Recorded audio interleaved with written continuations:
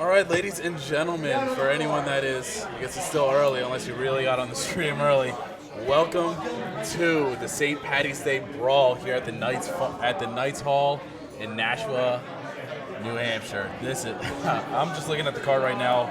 Everyone that's going to be tuning in, this is going to be one hell of an event. I'm certainly pumped to be here. My name is Ben Sugarman, and with me got one of the Knights Hall, one of their own, Richie.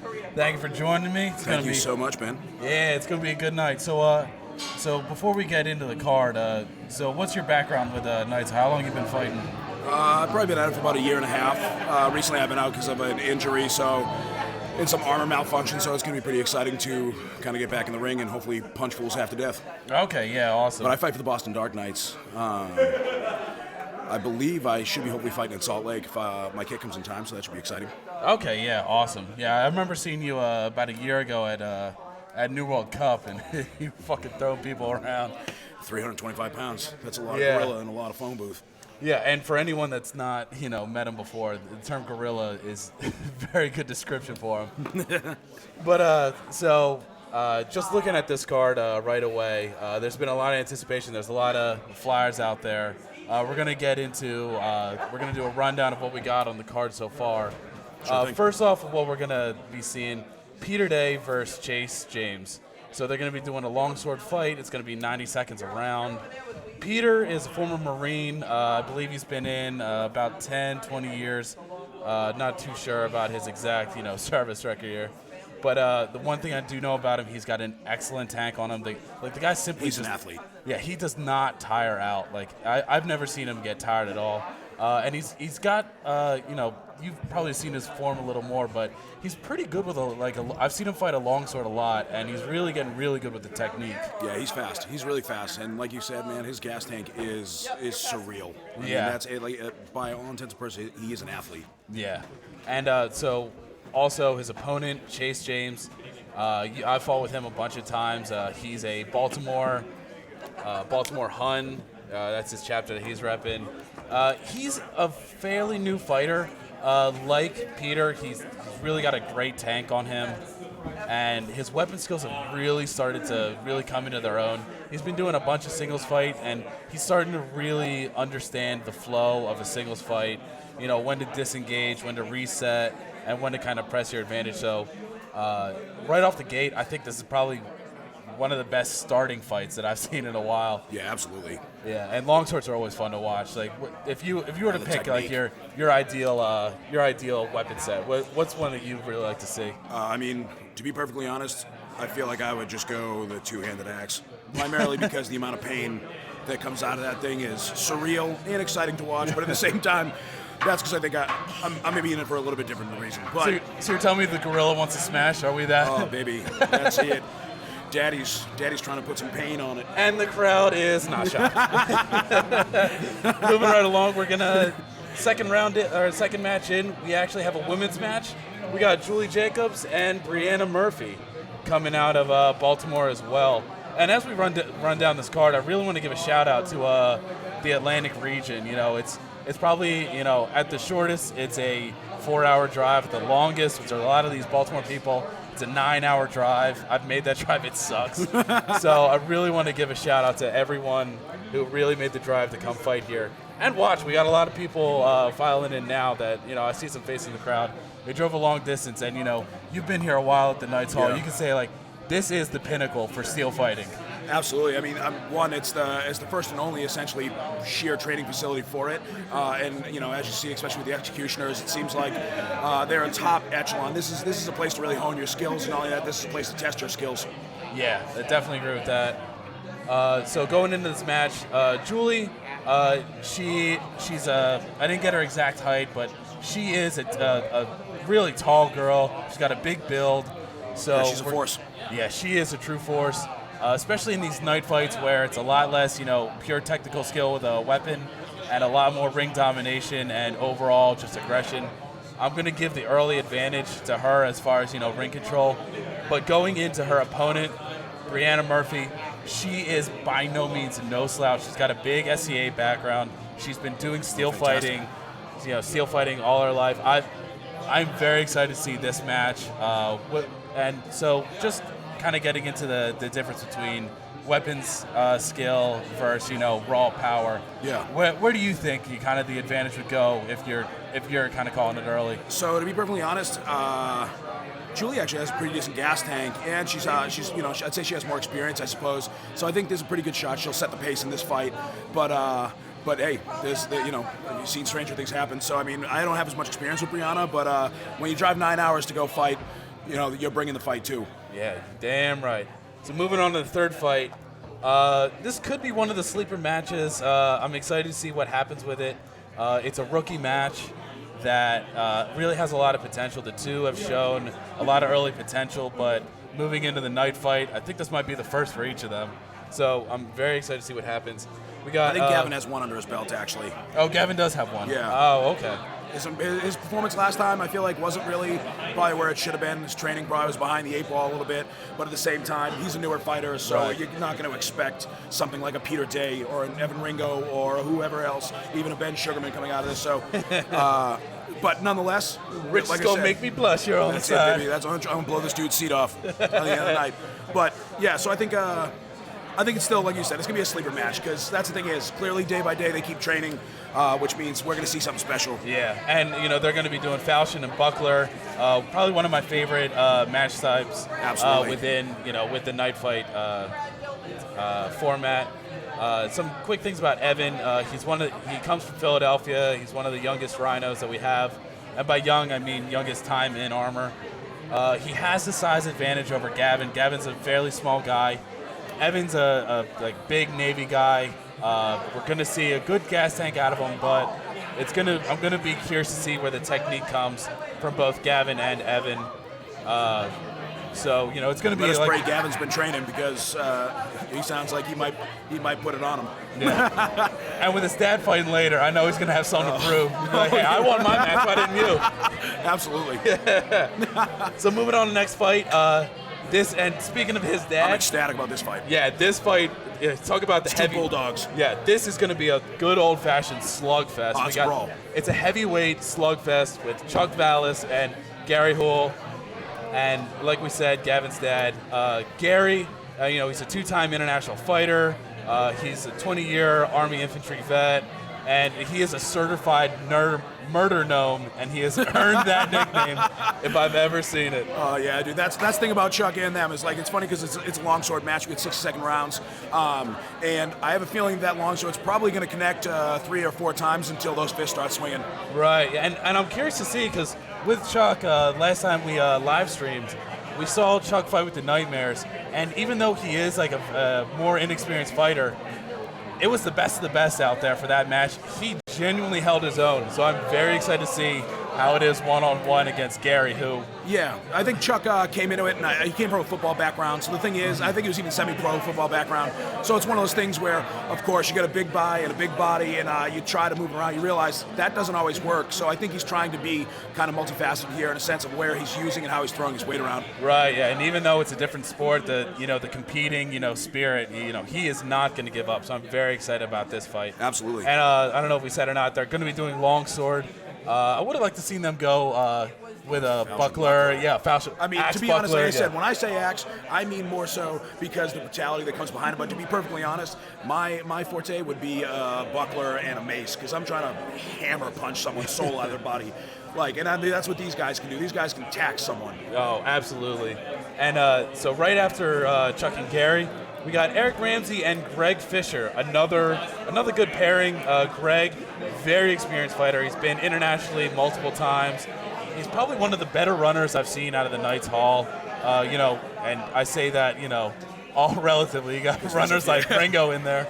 Dude, you really got to make a name for yourself. Absolutely. And he's got a really great tank on him. And Eric he comes Ramsey, from a soccer background as well, so I mean, he comes from that distance running. That he really can that sustainability. Right, yeah, and so Eric is one of the fighters I haven't seen a whole lot of. Can you tell us a little about Eric Ramsey? To be perfectly honest, I think I'm in the same boat as you, sadly. So you know what we're gonna do? We're gonna have to try to call that as we go. But I do hope that Eric can keep up the pace because once again, Greg obviously is a fantastic runner. He can stick and move. So I'm excited to see him get beat up. And it's a it's an age-old saying. It's why they play the game. You can't count anyone out early. So Eric, I hope you did. I hope you surprise us. Shout out to you, bud. Yeah, in post, shout out to you, bud. So moving right along, this is one of my contenders for match of the night. Yeah. We should mention that while we are streaming on Twitch, we're going to have polls. We want to see who you think was match of the night. So if there was a match that really just stood out to you, let us know. The winner of this is going to win a shield that you can start see Liz setting up in the background. And I got to say, I don't know how the camera quality is going to capture it, but that is a damn good shield right there. That thing's beautiful. Yana did a fantastic job painting that, per usual. Must be nice to have some talent other than whooping an ass. Yeah, and with Yana's great paint job, between painting shields, making tabards, costumes, everything. While you think the Knights Hall is just pure brutality, you see, they care about the arts. Everyone's an apex predator here, and if you don't meet that criteria, go home. So like we said, one of the most anticipated matches of the night, it's going to be Ringo, the Trash Knight himself. For anyone that's coming over from Knights Life YouTube channel that you might have caught me from, you know that he's very competitive, especially against Mikey, who both of whom you've seen on the History Channel show Night Fight, and both of whom, I'm almost at a loss of words for how excited I am. Yeah, it's Mikey just running through. He was a leader of the Plains region. He really built the Iron Horde, their region team up to probably year for year they're the biggest growth I've seen and the biggest development out of any region. And of course, Mikey himself has also been internationally multiple times. Ringo, he is a Night Fight finalist and really could have made a serious running if anyone's watched it in that final 2-on-2. He is a multi-time longsword champion as well in a lot of our competitions. And since it's a longsword match, 2 minutes round, I am very excited to see how this match goes. Yeah, because honestly, both their gas tanks are pretty surreal. And on top of that, they're both very fast and agile and have incredible feet. I feel like it's really hard to call this one, honestly. There's no right or wrong answer. The only thing I can say is I'd probably give a little bit of advantage to Ringo, not because he's from the home team, even though Michael Johnson's in the area these days. It's more so from the fact that I think he has a lower center of gravity and probably more explosiveness. But outside that, this is anyone's match. Oh, absolutely. And moving on from that, we got another great one. Giving another shout out to my Philly boys. We got Josh Barble versus Kirk LaGuardia. So Kirk, a little bit about him. He is actually a New York Sentinel that ended up switching, I think, to the light side with the Philly Rhinos. He's a very dependable melee fighter. So it's going to be very interesting to see how he adopts to the singles format. Because talking to him offline, he really hasn't done a lot of singles work, but it's one of those things. That's why he showed up to fight. He's got good weapon skills, and we see it in the melee. So it's going to be interesting to see a one-on-one, singles fight. And Josh is another Knights Hall guy. So what can you tell us about Josh? Yeah. So the thing about Josh is, Josh came into the sport not too long ago, and to be perfectly honest, he got his armor pretty fast. He was starting the training, and I think it was one of those things where obviously the love and the passion really started to build up. That being said, you can see the tone of his body, the way he moves, everything. Like I said, once again, his gas tank, his strength, his explosiveness, everything is getting better by the day with Josh. So it's fantastic to see someone that puts that much into it, and for the love of the sport, of course, and maybe for one of perseverance, I suppose. Yeah. So I think, like you said, that's going to be a killer fight as well. It's going to be great to see those two guys bang.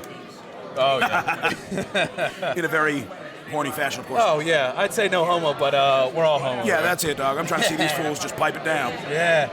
So, and to cap it off, main event of the night, probably the fight that is really going to see some bloodshed.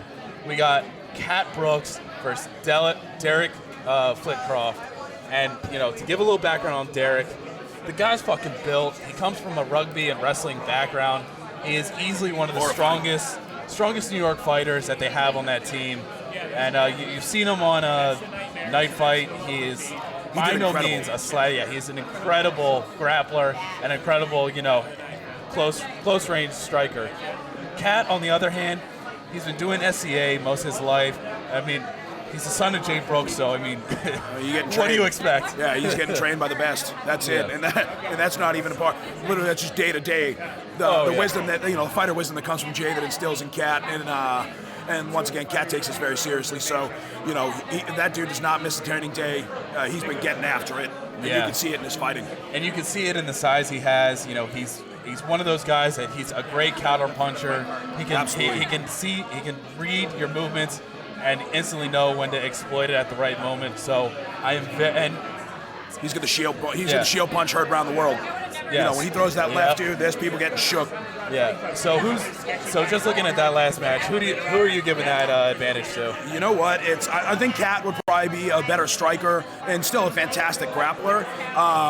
But I think this one's going to come down to being fatigued or not. I think Cat's got willpower of 10 men, though. So Derek better prepare to really freeze him from letting those arms swing. 'Cause the second those start really releasing, he's going to take a lot of punishment. Yeah, very true. I think if Derek can really press it, he might end up losing those first rounds.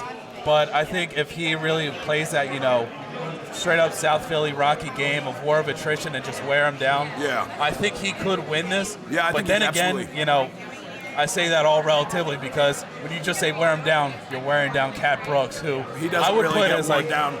Probably one of the best knife fighters that we have in the sport right now. Yeah, because even if his gas tank dies, his will won't. So the thing is, that's horrifying. So I think realistically at this point, if I was to try to say what should happen in this fight, Derek better make sure he can't move.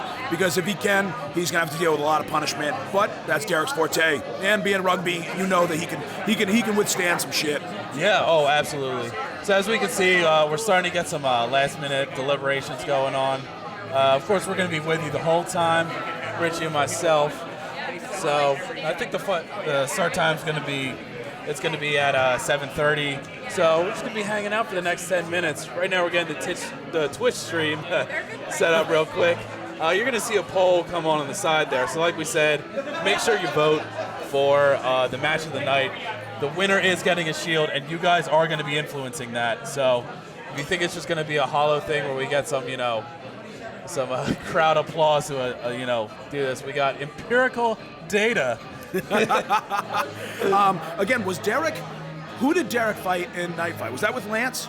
That was, he was... So it was Derek Lance, and that was against... Derek Lance and against Ian and Simon. Dude, you know what? I'm going to tell you right now, with that, when I watched that fight, I feel like Derek and Lance probably should have took the W. I mean, don't get me wrong. Like, dude, when they were bringing it the first round, I thought that was going to be a clean sweep by Ian and...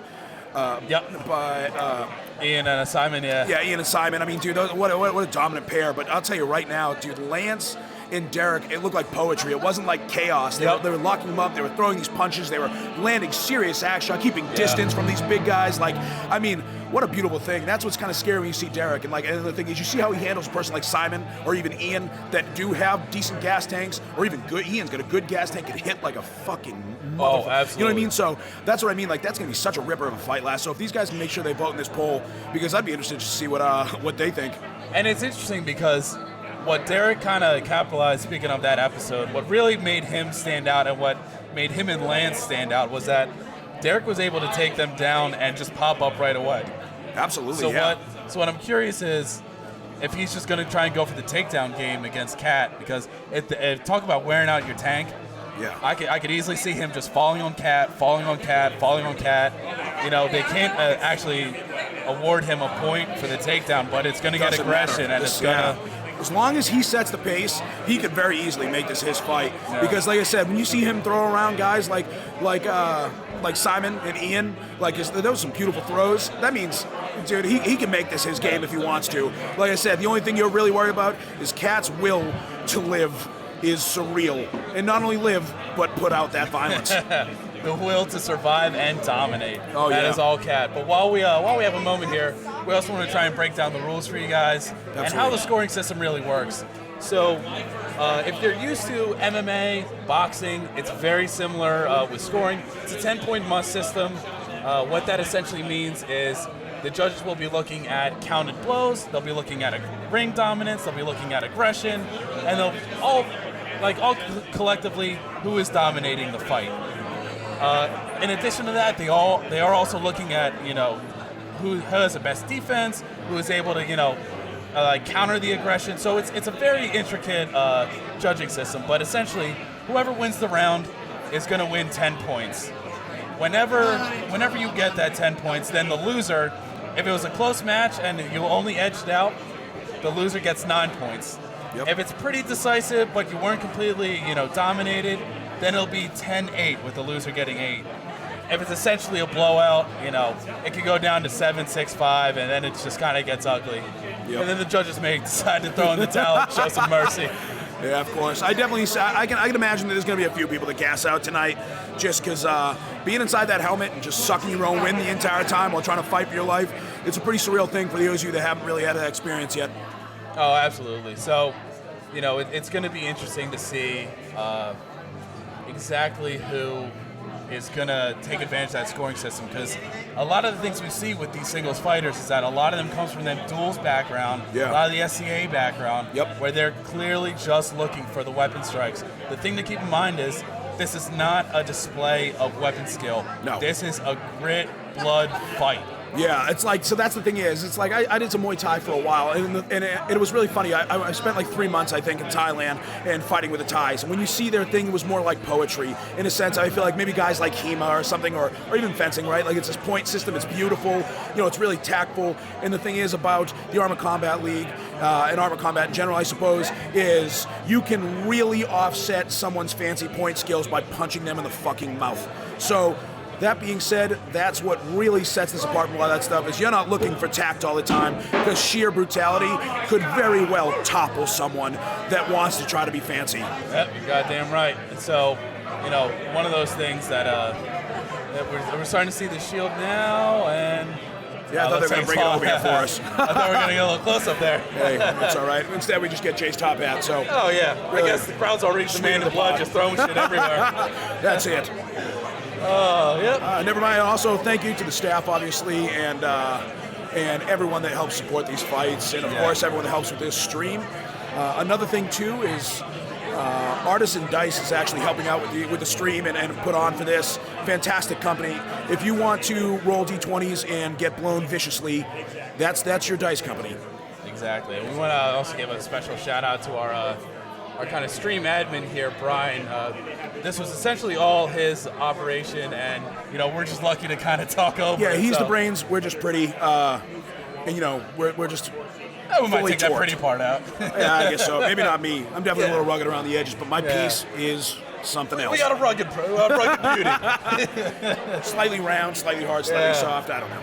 And for everyone that is tuning in, who've been catching it on Facebook as well, wish we could get a little bit of a better wide-angle shot, but it's awesome to see the new renovations they got at the Knights Hall here. It really looks nice, and able to really get all of the stages, all of the ring in there, and still get a pretty good crowd in. Oh, absolutely. And the thing is this is just for the night fight setting, of course, because when it comes to melees and duels, that arena is going to be another 10 feet out. Yeah. So the thing is we might even start seeing some fives around here, which that's going to be sheer chaos. Might as well be a grill and a phone booth. Oh. You know what I mean? Like that, I can't wait to get in there. That's Yeah. my world. And of course, I'm going to do a little shameless plug as well while we're doing some plugs. Set But it if up, you want to baby. get a little tactics on 3-on-3, 5-on-5 with this new setup that they got, be sure to check out the Nightlife YouTube channel at ACL Nightlife on Absolutely. You're YouTube. going to learn a lot of valuable information, that's for sure. Yeah. I figure if they're gonna put my voice on here, might as well plug it a little. Absolutely, plug and baby. play. Hey, that's an opportunist. Capitalism at its finest. But yeah, it looks like we got about 5 minutes here before we get going. Questions?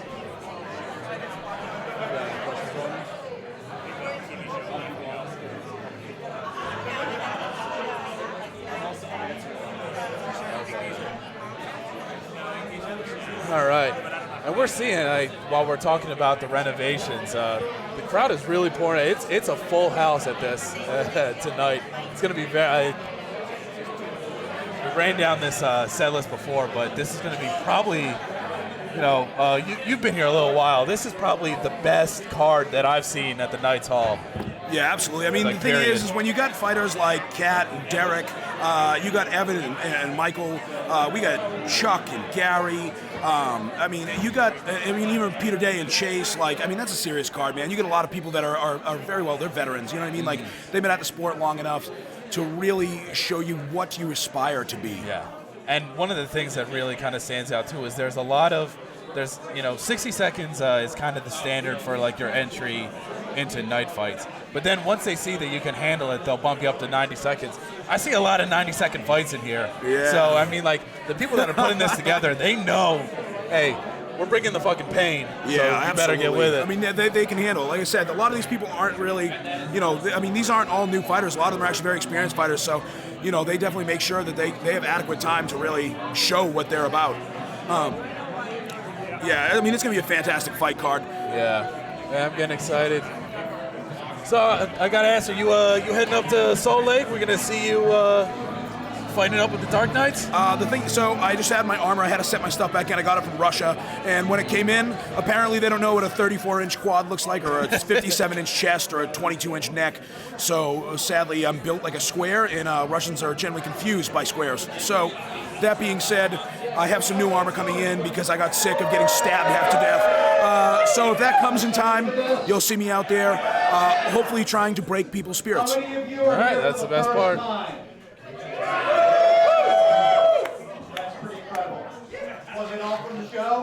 All right, and now we're going to pass you off to Jay. Oh, yeah!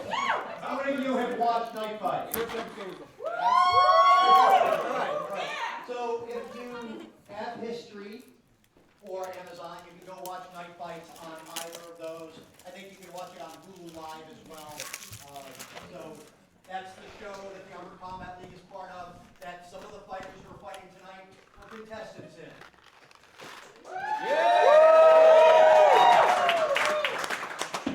We're blessed to have training in this hall 2 of the 7 champions. So Evan Ringo and Brian Durante.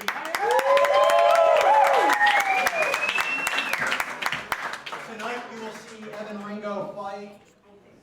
Evan Ringo will be fighting the finalist from, what episode was that? Michael Johnson was in the finals with Steve Cumby. Yep. Third episode, okay. So Michael Johnson and Evan Ringo will be fighting tonight. You've actually got a hell of a card. Our first fight tonight is Peter Dye, who's from Wilton, Connecticut. And he is fighting Chase James from Knoxville, Maryland. This is a long sword fight, and it's going to be 90-second rounds. So it's 5 90-second rounds. So for those of you who watch the show, the rules in the league are quite different than the show. In the show, when you went to the ground, you could get back up. Tonight, you can do that too, but you don't get any points for it. If a fighter throws you down, the fighter who threw you down gets points, as long as you end up in a dominant position. We have judges. This is a 10-point must system. Okay, so we're running a 10-point must system, and we have our 3 judges. We have Sean Kraken.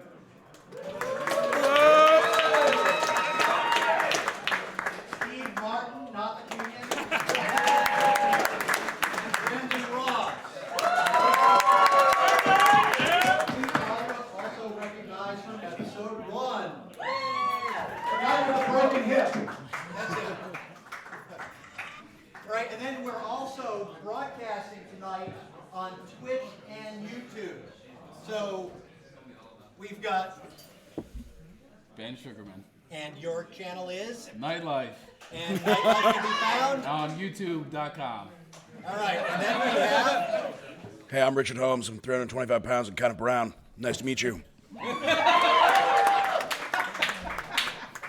And you'll find Richie on Twitch. All right, so we're going to get this thing going any moment now. I don't think we're waiting on too many more people. I don't think we can fit too many more in here. Thank you, everybody.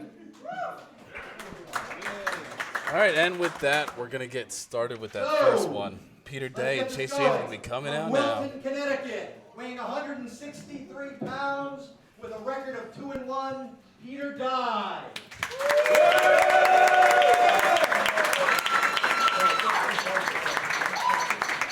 This will be a Class B night fight, which is 9-second round.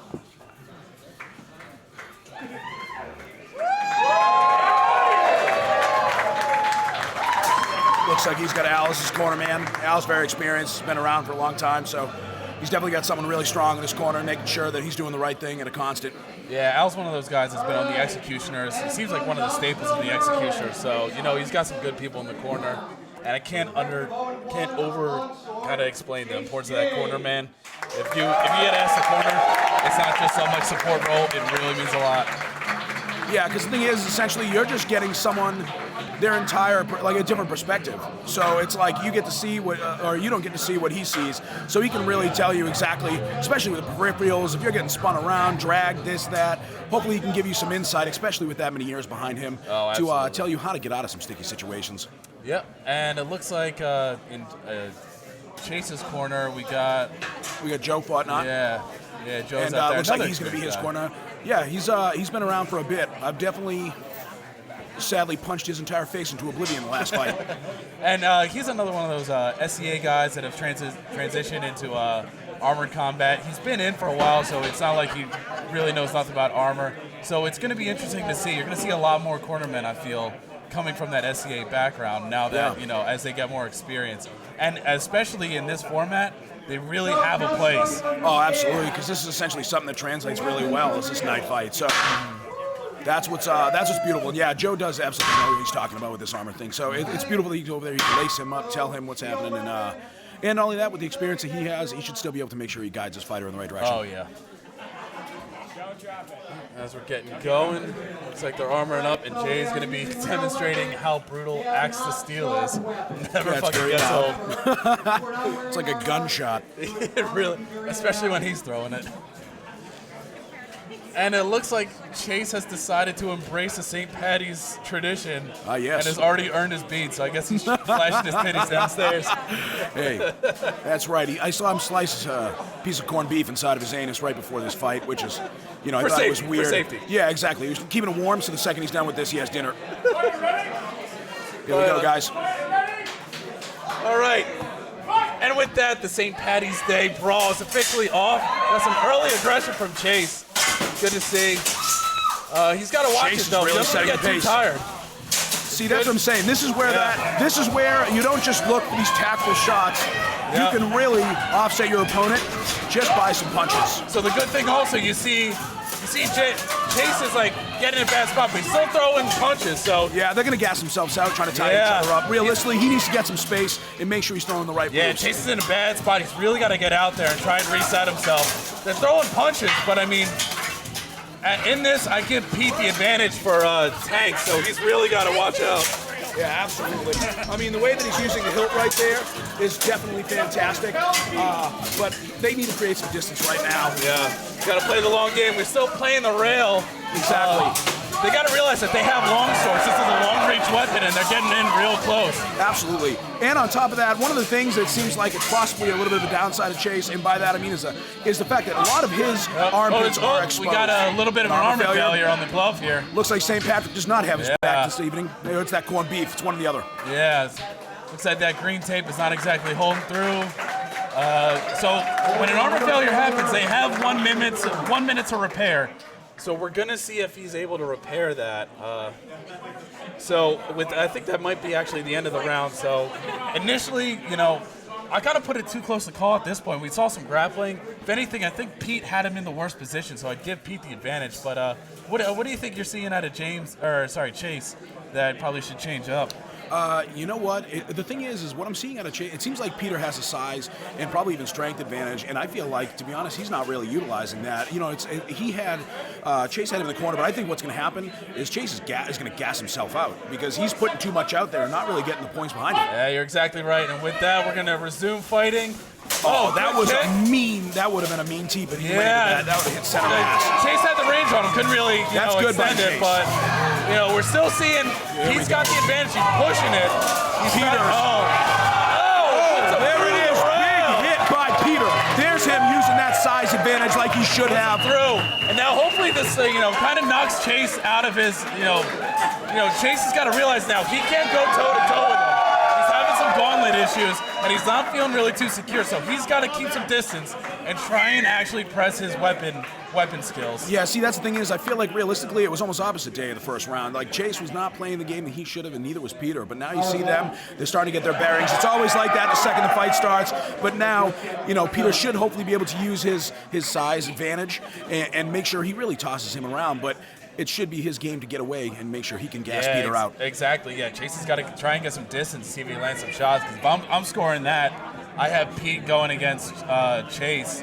Probably like 10-8. Yeah, so, probably. I'd say it's definitely a close one, but I mean, with that takedown right there alone, and not only that, the blows he was landing, he's definitely, I feel like, taking the advantage here. Yeah, and it looks like, you know, Chase is still dealing with some gauntlet issues. We're going to see if that's going to be an issue moving forward.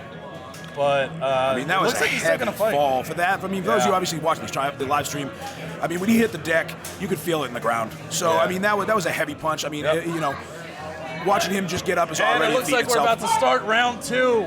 Round two, they're stepping out.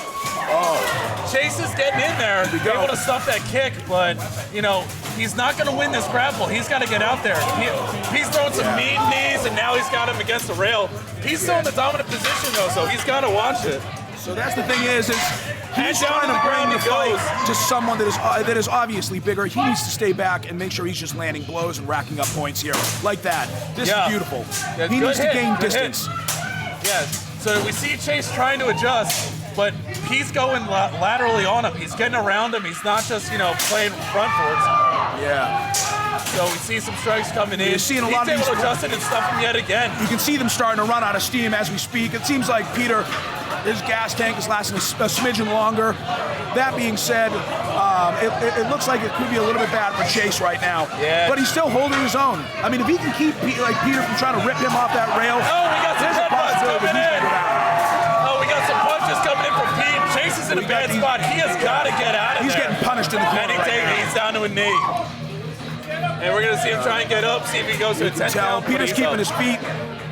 He's keeping his feet. He's showing his dominance in this second round. Yeah, he's got to watch out because now Pete's got a tank and he's going to push that advantage. He knows he's got the size advantage and the grapple advantage. But Chase he's showing some life. Chase is throwing some hammers. Oh, there's Pete using the hilt to that. Good left. That was huge.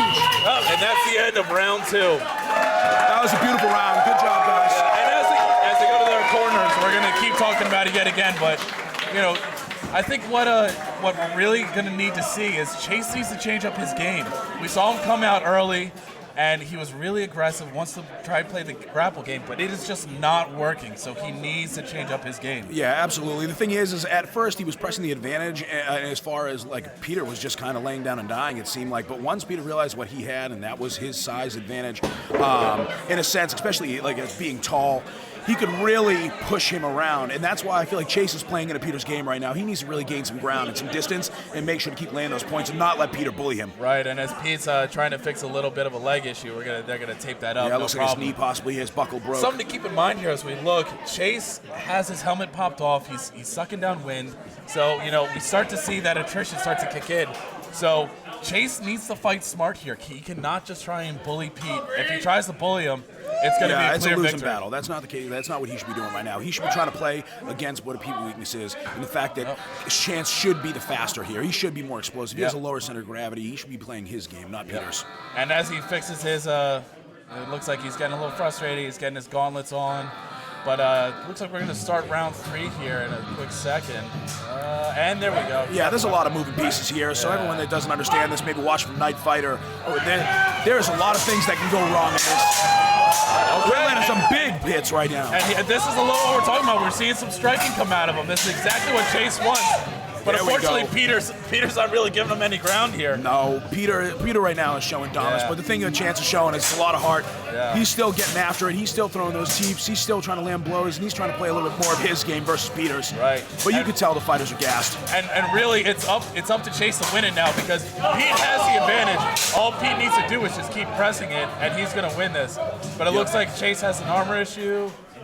And we're going to be stopped. It's actually Peter's knee ended up failing again. It's they try to fix that problem. I think the belt actually snapped off, and maybe they should just lean some tape. Yeah, it looks like they taped it the first time, but they might need to retape it again. So we're going to take one more minute. But, you know, can as tell we see Chance is really aggravated. Yeah. It's he thought his armor actually failed, but really it wasn't. It was actually Peter's knee. Yeah. So they're trying to take that up right now, but I mean, once again, I mean, there's a lot of moving pieces on these kits. Like, and it's interesting to see because, as we noted, Chase is one of those newer fighters, and you know, when you come up to the Knights Hall, especially coming from outside, you really see another level of fight emerge. And Chase is visibly frustrated because he's not able to play his game, and it's really a rookie move that I'm gonna be interested to see if he kind of changes up. He started throwing more blows, but it's a tough fight because he's already down, but he's really gotta. Yeah, at this depending point, on I how don't the know judges are points right now. You know what I mean? It seems like Peter might have him. Maybe the third round.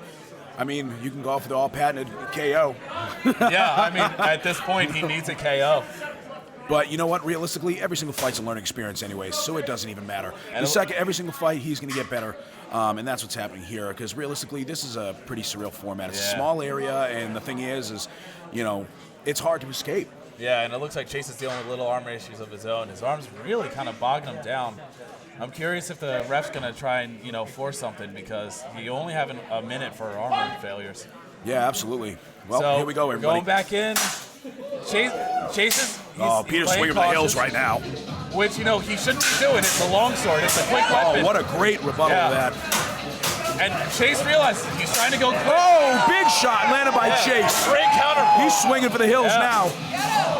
And no, he's going to let him get pushed around. Yep, and now, and it's a shame. He's got him in the corner. He's throwing knees. Chase is trying to get out, but it's really not working out, and he's on the ground now. Yeah, he seems defeated. Chase is hurting. Absolutely. I mean, what everyone has to realize, too, once again, is, those 90-second rounds, I mean, this is for people that can sustain this, and these fighters can, but Peter comes from a strong military background. I mean, he's very regimented, and he is a fucking animal. And so you hear the crowd rallying behind them as they continue round 3. Still some strikes coming out early. Looks like Pete's got a little more gas and is just able to kind of get it going. They were just that was a punching match right there. That was just a good old-fashioned slugfest. I'm glad to see. It seemed like Chase actually tried to change it up. He had some nice counter blows and really started striking effectively and forced Peter to default back to grappling. Yeah, because that's the thing is realistically at first in that first round, Peter was playing Chase's game. Okay, and it looks like we got in this intermission, we got in the chat asking, how you get into this. The best thing to go to aclknights.org. You can find all the information there.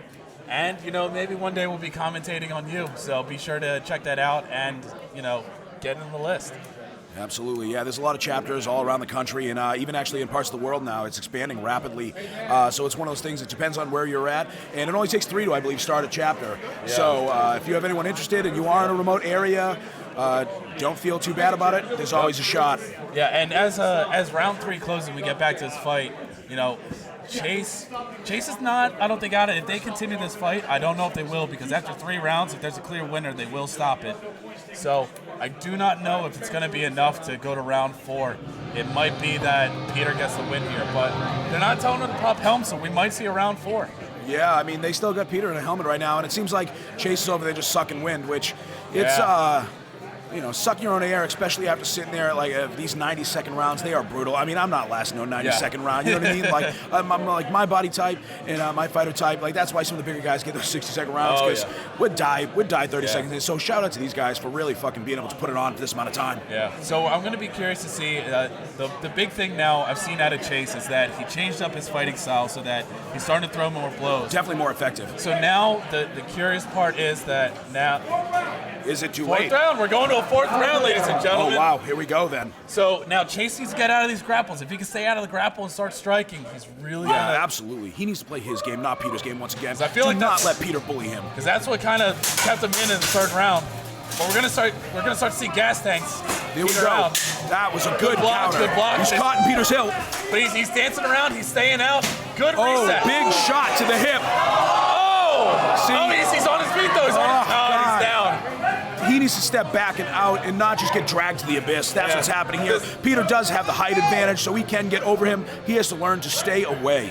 Yeah, we saw some good counter blows from Chase. Yeah, so if he could keep this, a slugfest with a singles match, but you can see him start to get some heavy hands. Yeah, there we go. You can tell that they're gassed, but he's throwing. This kid's got heart. Yeah. Oh, there's definitely, you can see there's no quitting either of them.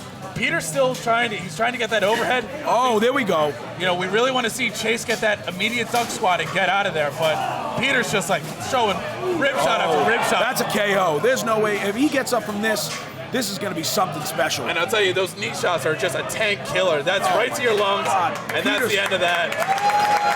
And with a KO in round 4, we can officially announce that Peter Day is the winner of round 1. I tell you, that was a really good fight. That was fantastic.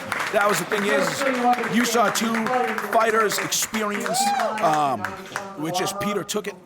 And they're also wearing what amounts to a moving pad underneath the So, and armor. the big thing that I want to take away with that fight is we saw Chase change up his style, and I think the change of the style is what led him to round 4 because if he didn't change it up and started throwing more shots, and it looks like he's getting he said, well, we don't have a cart, but he's getting carted off the field right now.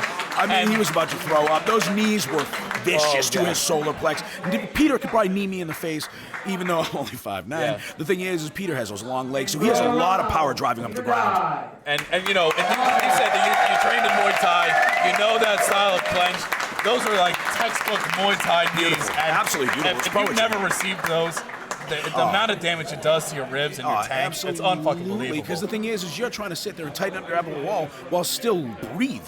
And the thing is not only that, you're in a grapple getting dragged, and he's pulling him into those knees. So, I mean, for those of you who haven't experienced that one, it is horrific, especially by a person like Peter Dye. Right, yeah, so we want to make sure, you know, we'll try and get a sideline report to make sure that Chase is okay. It looked like it was just that he, you know, got the wind knocked out of him, but you know, I don't want him to feel bad at all. Keep your head up high. That was a damn good fight. I mean, it went to a 4th round for a reason. Yeah, and you know, we've seen a lot of these stop at the 3rd round. There is a lot of just 3-round dominations that just stop right there. Oh, absolutely. And that's the thing is, it must have been close enough where they decided to call for a 4th round. And once again, you showed Chase adapting and overcoming in a lot of senses. It's just, honestly, I think that that Peter's gas tank and actually, you know what? His gas tank, I think, won him that fight because the second that he started adapting and really fighting his fight, it was just a matter of him just getting winded. Yeah, and one of those things that you know, if we're gonna say any notes for Chase, you know, he does a good job of, you know, kind of making the best of a grapple, but to really get into the next stage of his fighting, he needs to learn how to get out of that grapple, really start to take some advice from Ringo and some of the great flankers of how to get out of a bad position. Oh, that's you see someone like you see Ringo, for example.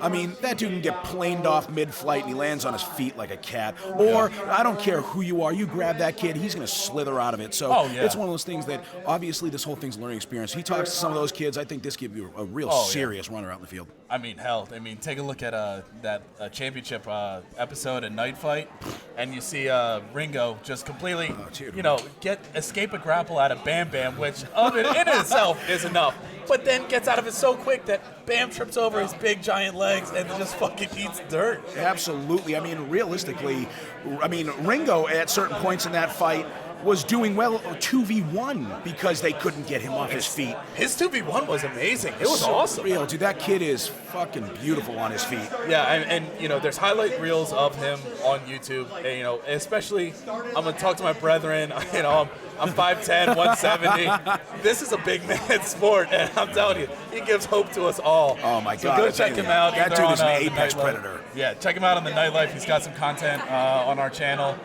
Great videos even about escaping that grapple. Yeah. So, you know, Chase, when you watch this in post, be sure to check it out. It's something I even work on, and you probably work on too. Just escape. First rule grapplers, don't grapple. That's the thing is, because that's like, even for me, like if I sit there and I want to tie up, like don't get me wrong, I get a low center of gravity, I get a lot of strength, and I can really like manipulate someone when they're in my reach. But I'll tell you right now, you know what happens when I do that? There goes my gas tank. I'm not trying to sit there and fucking and have a wrestling match. I want to bang. So if someone wants to sit there and stand toe to toe, that's where I shine. But I mean, when you see someone that can't get grappled and can do that, like a person like Ringo, or even Michael Johnson, like, I mean, you see these people that have feet for days. You know, it's just a really surreal thing to watch. Yeah, and so getting into this next fight, we'll look at the second fight on the board.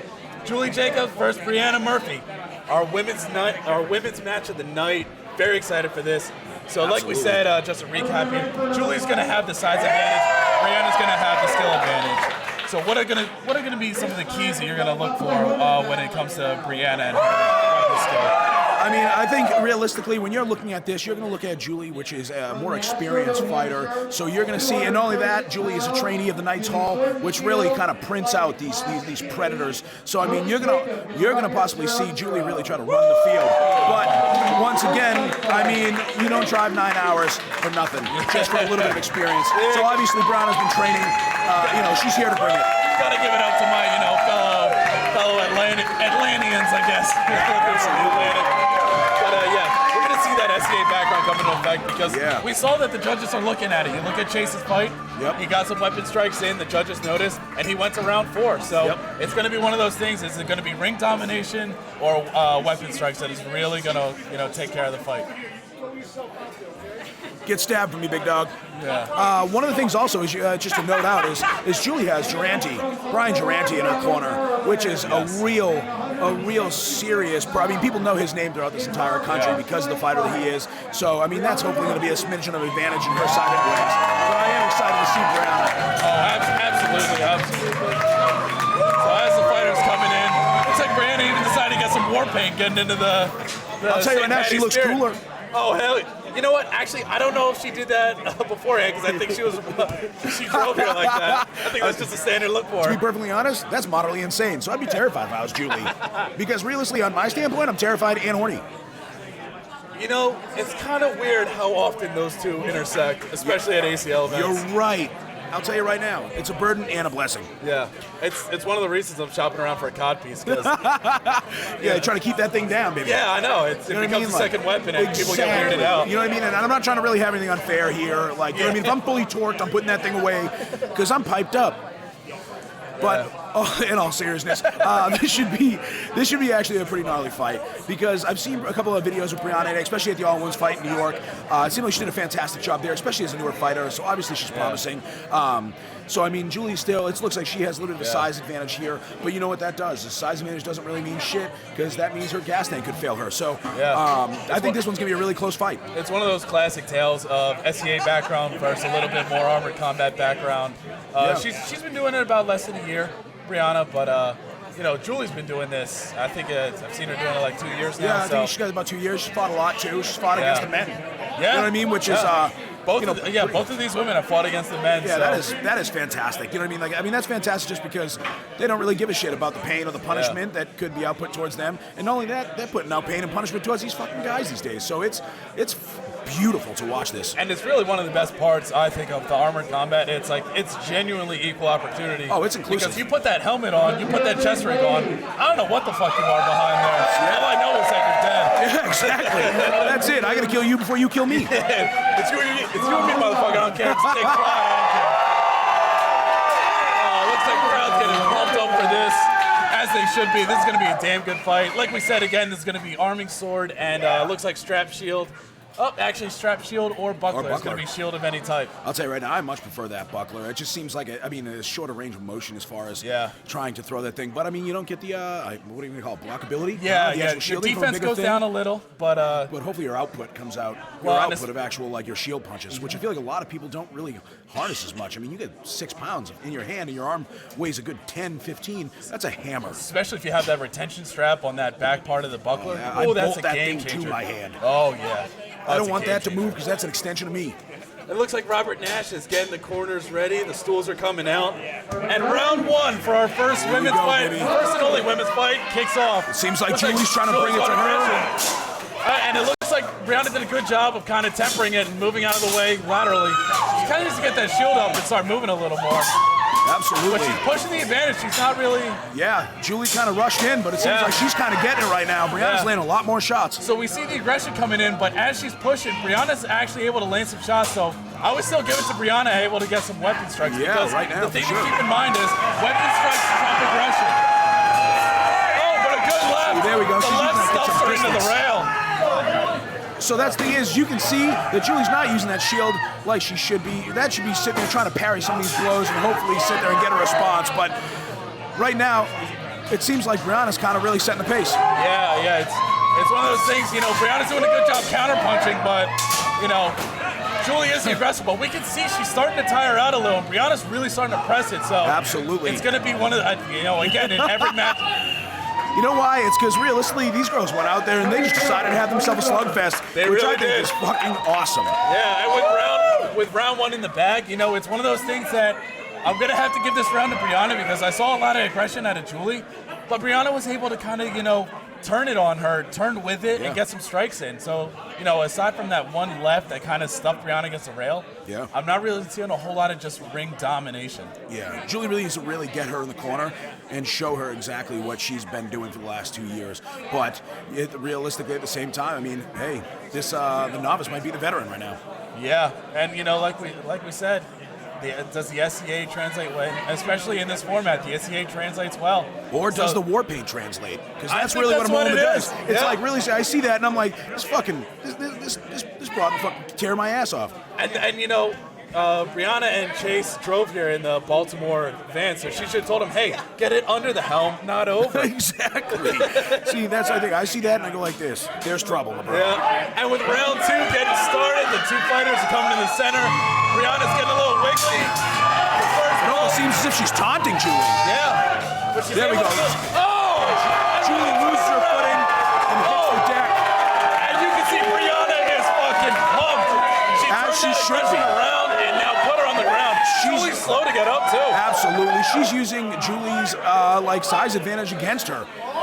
Yeah, she's got to Julie be needs careful. to make sure that she goes low and slow and really just put some pain on her. Yeah, and you know, even There we though she go. has A nice that shield punch to advantage, the face. she's got to stay light on her feet because she's doing a little bit of zombie walking, and as we saw, Brianna can turn it around on her. Yeah, absolutely. She needs to make sure she uses that shield accordingly. There we go. Now we're seeing some shots. I mean, outside of the takedown, this one's fairly close, but Yeah, Julie is definitely getting more tired, and Brianna is showing exactly what, you know, her time in the gym, her time in the list to show. yeah, we can see Brianna's landing strikes, and really, you know, with round two down, once again, and what I think it might also be is that, you know, Julie has the heavier shield. Brianna can get strikes in with that lighter shield and is able to get 1-2 combos in, where Julie is really kind of struggling to get that second shot. Yeah, absolutely, man. I mean, you have something that's, you know, a few more pounds strapped to your hand. I mean, that's another few pounds that you got to throw around every single punch. And even just to talk to the strength of Brianna, that is not a small buckler by any means. Oh, absolutely not, dude. That thing is a fucking hammer. beast. That thing is an absolute hammer. And we see her, like, it's almost hammer fisting with that buckler. She's bringing it down. You know what? The only problem that I can see from Brianna is that Julie's like height advantage. It's kind of hard to really get up and over. She's like trying to throw like an overhand right, and it's just not. It's not really working as effectively. But honestly, it doesn't matter. She's setting the pace here. So with Julie, I'd really try and recommend her that she can move Brianna, but she, you know, when she tries to move her, she's got to do it quick. She can't just try and methodically walk it in. She's got to just charge and ram her against that rail. Yeah, absolutely. She's going to show her exactly what a little bit more size and strength can do here. And hopefully the tank can hold up for it as we start round three. The two come to the center of the ring. Absolutely. Kind of going a little timid. She's got good feet, moving around. Oh, but you know. That's it. She's sticking. She's moving. She's not getting wrapped up by Julie, and she's still throwing some pretty good shield shots. But they're tied up right now. Yeah, I mean, we can see, you know, her steps are getting heavy. Julie is getting tired. Yeah, Brianna. I mean, even if she is tied on that shield, she's not showing it. Yeah, I mean, both these fighters showing a little bit of respect too with the adjustment. I would have went straight in on it. It's the only thing is, honestly, as far as like critiquing, which it's kind of hard with newer fighters, is she needs to learn how to throw that right hand of hers. It's almost like a slap. Yeah. And the thing is, see, that was a beautiful left by Julie. Yeah. She's going to throw those straight down the middle, Yeah, and she's going to see it be a lot more effective. See, there we go. Yeah. The thing is, with those lefts, she's got to capitalize on them. It's, you know, it's one shot, but Brianna's able to get 3 in for every one that Julie throws. Absolutely. Not only that, Julie's definitely throwing some punches a little too early, so she's not getting the power from her back foot. She should be just line driving. Absolutely. And with round 3 down, we're going to see Nash confer with the judge and see if this goes to round 4. But you know, my early take is I think Brianna might have won this just for the amount of strikes that she was able to put on. Yeah, off the point system, looks like that might have been the end of the round. Yep, and it looks like Jay Jay calls the helmets off, and we're going to get the winner announced here momentarily. They're going to pop some lids, Either Show way, some of love. course, both fighters definitely fought fantastically. It just seems like, obviously, you can see that that Brianna might have had a better match here. Absolutely. When you look at the lefts that Julie was able to put on, like it was moving someone in this sport is not easy to do. But every left that she threw, Brianna was moving on her heels. Absolutely, and that's because when you saw her throw that punch, she was throwing it really correctly. But I can't really slight Brianna too much because the height advantage. I mean, you're trying to literally come up and over someone's shield, especially. In 3 rounds by technical knockout, Brianna Murphy. Yep, and with the win, technical knockout in round 3. Brianna Murphy. Congratulations, Brianna. And there we go. It's awesome. It's always awesome watching the fighters give each other a hug, show each other love, and just showing that, this sport, you might be trying to break someone when you're in the middle of it, but the second you're done, you can get a hug, you can crack a beer, you can tell some jokes, and everyone's all love. Yeah, that's how this sport is. You see a lot of internet tough guys, a lot of people that run their lids. There's always internet when you tough step in the guys. list, there's always an amount of respect that you have for your opponent. So guess at the end what? of it, you'll hug each other, grab a beer, and it's all in good fun. You don't show someone respect, there's a shot that they're going to disrespect you in this list. Yeah. And trust me, for anyone that shows a little disrespect, there's been some stories. Oh, Ask absolutely. around. There's been some stories. Yeah, there was a kid at New World Cup that I almost fired over a railing and shaved his head instead. Yeah, there was I don't some know if you happen to great see that characters. one. Yeah, Shout out to we that took kid. care of him. Yeah. Yeah, it's not really toxic allowed in here because I'm here. Yeah, oh yeah. Oh, we're good at getting the toxic out of the vein. We'll suck that venom right out. Suck might have been the worst one of the. That's true. You know what? Nah, Distracted. I like it. Like I said, that war paint's got me fired up. So guess what? Suck whatever you want, baby. Oh, actually, that sounded horrible. Never mind. Yeah, whatever. You know what, equal opportunity. Let's get it going. So who do we get next here, Ben? Yeah, moving right along. With fight 2 down, congratulations to Brianna. Congratulations to Julie. The third match we got going, we got the Rookie Rumble. We got Evan versus Gavin. So like we said, both of them new to the sport. Both of them don't really have a background in the SCA either. So it's really going to be frankly speaking, it's even playing field. Yeah, I mean, it's kind of roll the dice here. I mean, like I said, I watched Gavin, Gary's son, have a night fight not long ago, and to be honest, you could tell that his training kind of really needed to be honed in. Like, you're not going to sit there and be in that weight class and just not have a gas tank. He ended up dying out there just because of that, but you know what? Every single punch, every single movement, every single fight in general is a learning experience. So let's see if hopefully he learned a little bit from last time and maybe can bring it a little bit tougher. Exactly, and one of the things we're going to be looking for that we see kind of the more experienced fighters know how to do is the ability to reset the fight and slow the fight down. Because as we look at this, it's going to be a falchion and buckler fight, yeah, and fantastic weapons. It's going to be 90-second rounds too. So I mean, the that's key a big is fight. you got to be the tortoise in this and really slow it down, take your time, fight the long fight in this. Yeah, people think too much sometimes, I feel like, and they just kind of go out there and be aggressive. They don't realize all they're doing is fucking killing themselves. You can sit there and lose the first round, realistically, if you want, turtle against a rail, and beat the brakes off someone the next 2 rounds because they decided to be a hero. And that's not the case, dude. This is a game. This is a chess match. Yeah, and as we've seen it before, the first fight, Chase's tank just really started to go down. Absolutely. The second fight, Julie's tank, she got a little heavy-footed, and you could see she was able to really, it started to wear on her. So, energy management is really going to be what wins these fights. Absolutely. It's one of the biggest thing in this sport is like when you have people like, Brian Durante and Evan Ringo and Michael Johnson, you see some of these people, I mean, I'm sure even you, man, like you guys can sit there and run and bang and it looks like that's what you're supposed to do, but that's not meant for a lot of people. You know what I mean? Like you guys are fantastic at it. Yeah. Realistically, when you're bigger or you get that size, you got to play smart because if not, you're going to die. And especially, when we talk about kind of the standard fighting, we also think about that, these are, when you see runners and melees, you're like, oh, they got a tank, look how fast they go, they're running so much.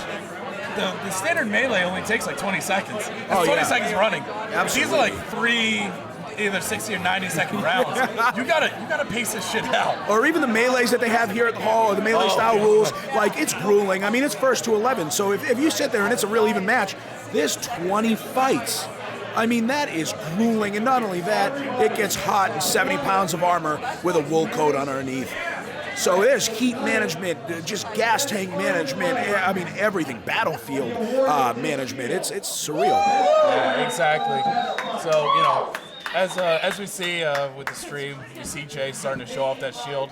So we want to remind everyone, tuning into the stream, make sure that you are voting for that match of the night once these matches end, because already, with 2 out of the way, it's going to be tough even between those 2. Yeah, absolutely. I mean, I still think one of the most fantastic fights of the night. I mean, if I was to rank it, are probably going to be Cat versus Derek. Yeah, I'd say Evan and actually, it's a really that's a coin flip alone. There's some genuine main card fights on this. And even some of these ones, Eric and Greg, I could see being one of those sleeper matches. Absolutely. Chuck and Gary is going to be a straight up brawl. And then of course you got Kat and Derek, who 2 really strong, overall strong guys, not just big power lifters. They are genuinely strong, agile athletes. Yeah, they're athletes. Well put. That's it. I mean, I train with Kat quite often. I try to show him the strength side of things. And obviously Kat takes care of a lot of hit training with the night training and Tabata stuff. And so that's what I mean. But I mean, either way, you saw Derek in that episode. I mean, the dude, he's a strong candidate. This is gonna be a fantastic match tonight. Yep. And as Evan comes in, we see Joe once again be in the corner. You're gonna see a lot of rotating corners coming through. Just because, especially, he's coming from Philly, it's hard to get a full crew of people to drive for 6 hours. Yeah, that's what I mean. To be perfectly honest, I think Gavin is going to have a real rough time with this. Yeah, it's going to be, and we're going to see, Evan has a bit of age on him. You might see some more experience of it. He's going to slow down, pace it out. Wisdom. Yeah, and Gavin's a young guy. He might just get really excited and just want to fucking charge. Yeah. So we're going to see in his corner, it looks like he's got Peter Day and who we saw in that first fight. And it looks like he's got Al in his corner as well. Yeah, I mean, that's a fantastic corner in itself. Talk about a great corner to have. I know, right? I mean, once again, Peter's been fighting for quite some time, and so has Al, and Al's on the executioners and fought overseas many times. Oh, yeah. So, I mean, you have a real powerhouse behind you over there, but once again, this is going to come down to who wants it more. Yeah, it's really, that's what it's going to come down to, especially, we see a lot with the rookie fighters. The skill is kind of at the same level, which is, somewhat minimal, but, they're growing. So it really comes down to, who wants it more and who's going to grit it out and say, fuck you, I'm not giving up. Yeah, and the thing is once again, Gavin being Gary's son, Lord knows, hopefully he's going to show some resiliency here. There's a murderous streak in them. Oh, God, I can't wait for Gary versus Chuck. Oh, it's going to be good. It's going to be 2 murderous pit bulls trying to murder each other. Yeah. I feel like, once they enter the field, we might see Mike Vick in the crowd. That's it. Throwing bets down. That's it. He's I can make that joke because I'm an Eagles fan. Go fuck yourself. I didn't throw that shit. Oh, God. Yeah, you know what? Actually, I think Chuck's weighing in somewhere around 240 pounds. I mean, he's got a ton of size on Gary. Thing is Gary's got a ton of fight on a lot of people, so... Yeah, fight, and it's one of my favorite things to say. Like, Gary is one of those fighters. I'd much rather fight him in armor than out of armor. Oh, absolutely. I mean, that's the thing is when you sit there, you talk to Gary, Gary. I mean, he's a fantastic man, but at the same time, I don't really want to deal with that. Yeah, I'm a very confident man. Oh, yeah. So we're starting to see the armor start to get on. Weapons are getting in hand. Also, you notice in the helmet on Evan, yep, it's allowing a lot more breathability, which is something that I cherish. Here we go, starting the match, folks. With round 1, we're starting. And we're seeing some hard strikes. Hitting against the rails. I'll tell you right now, you got Gavin really just... Yeah, this is a great fight so far. Yeah, really his shield came off. Yeah. So far, he's getting the weapon He needs to fix his buckler because he's not going to do shit with that, just having it loose. Oh, and a hard hit to the He needs rail. to try to get him with an underhook so he can reset that fist of his. Yeah, I'd really recommend that Gavin change up his tactics. You're not going to win the strength game against Evan. No, not at all. And not only that, once again, what's going to happen is you're going to blow your load immediately in the beginning of the fight, and you're going to get decimated the next 2 rounds. Yeah, we see a lot of grappling going on. We see some strikes. Evan's able to get his weapon free, which, he needs to start even throwing some knees, get some strikes in, because at this point it's pretty deadlocked. Yeah. I mean, there's really not many points really getting handed out, but that's the thing is, you saw him struggling trying to reset that buckler, but it seems like he's given up on it entirely, and they're just trying to throw some hands. Yeah. Yeah, and it's really turned into a grapple fest. So I'd really like to see them, kind of reset it. You see Evan get out there more and able to reset it, and you see I like to call swimmer's arms coming from Gavin, where he just starts, throwing them like bicycle style. Yeah, so that's the thing is when you're seeing that, really, he should make sure that his feet are at 12 and 2, and he's rolling his shoulders with those punches. Yeah. That's what you're supposed to do, so you're using that momentum and not having to use so much strength, so much, gas trying to get those punches off while still getting points. And with round 1 out of the way, I kind of have to edge this one a little bit to Evan, just because, he was able to get a little mobile, able to get out of the grapples, and when they were in the grapples, it seemed like he was able to get his weapon free, and that's the key. He got his weapon free to actually make some strikes. Absolutely. See, the thing is, you'd figure even with Gavin, Gary basically fucking ratchet straps that shield to his hand. That thing is an extension of him, very literally, pretty much. So that being said, it's strange to me that his buckler came loose from his hand, and that he didn't try to reset it. I mean, that's a weapon in itself. Yeah. So hopefully his corner is telling him, hey, reset this, don't be so aggressive, because as we said with this grappling, it drains your gas tank, and that round was essentially nothing but grappling. Yeah, and you're not really getting the points you want out of grappling. You're just sitting there getting tired. You know what I mean? So the thing is then all you're doing is leaving it up to fate of who the hell fucking works out a little bit more. Yeah. So, and that's not really want to do it. I mean, you want to use some tact in here. So that being said, I'm excited for the second round to see if that buckler is back on Gavin's hand, but see if he can escape Evan's superiority here. Yeah, the size superiority. And it's one of those things. One of the sayings we keep hearing a lot is don't leave it to the judges to decide. And when you get to that grapple, you really leave it to the judge, because it all becomes, what can I see, the little minute things. Absolutely. And even the experienced eye has some trouble really discerning, okay, well, who did come out on top of that? I wouldn't be surprised to see this round get scored even. I mean, that's what I would say, honestly, if I was to call it. Don't get me wrong, I'm no judge, but I mean, what you saw there was almost a stalemate, a little bit of a shoving match. What needs to happen is they need to start throwing some hands, get some distance, and really, even use those legs. You saw how devastating that was by Peter. Yeah. And round 2, you see Evan square up a little more, but Gavin just wants to get in close. Yeah. And it's not really decisive blows that he's landing, so. Yeah, what's happening, you can tell he's tired, because what's happening is the power, he's thinking before he's throwing his shots. Yeah. It's not that muscle memory per se, it's just him trying to ward off any blows from Evan. Yeah, and seeing these shots come in, Evan's able to set himself, drags him to the abyss. Yeah. Evan is seeing that he's getting tired, so if he can get him in that Muay Thai clench, he can put him down. Absolutely. Gavin's getting tired. Right now, Gavin looks, he's soft as baby shit right now. He tried to bring it too tough at the beginning. He shouldn't have done that. He shouldn't have played Evan's game. That was a hell of a fucking punch. I think Gavin's dome got rocked on that. Yeah, that was it. He rung his bell. You could hear it. You saw sparks fly from that buckler. Yeah. This is when Evan just needs to press that advantage. You see him just shoving him off now. Yeah. I mean, the strength alone. Gavin shouldn't have blew the load. He should have sat there and tried to play his fight. But and that might have been a shot behind the knee.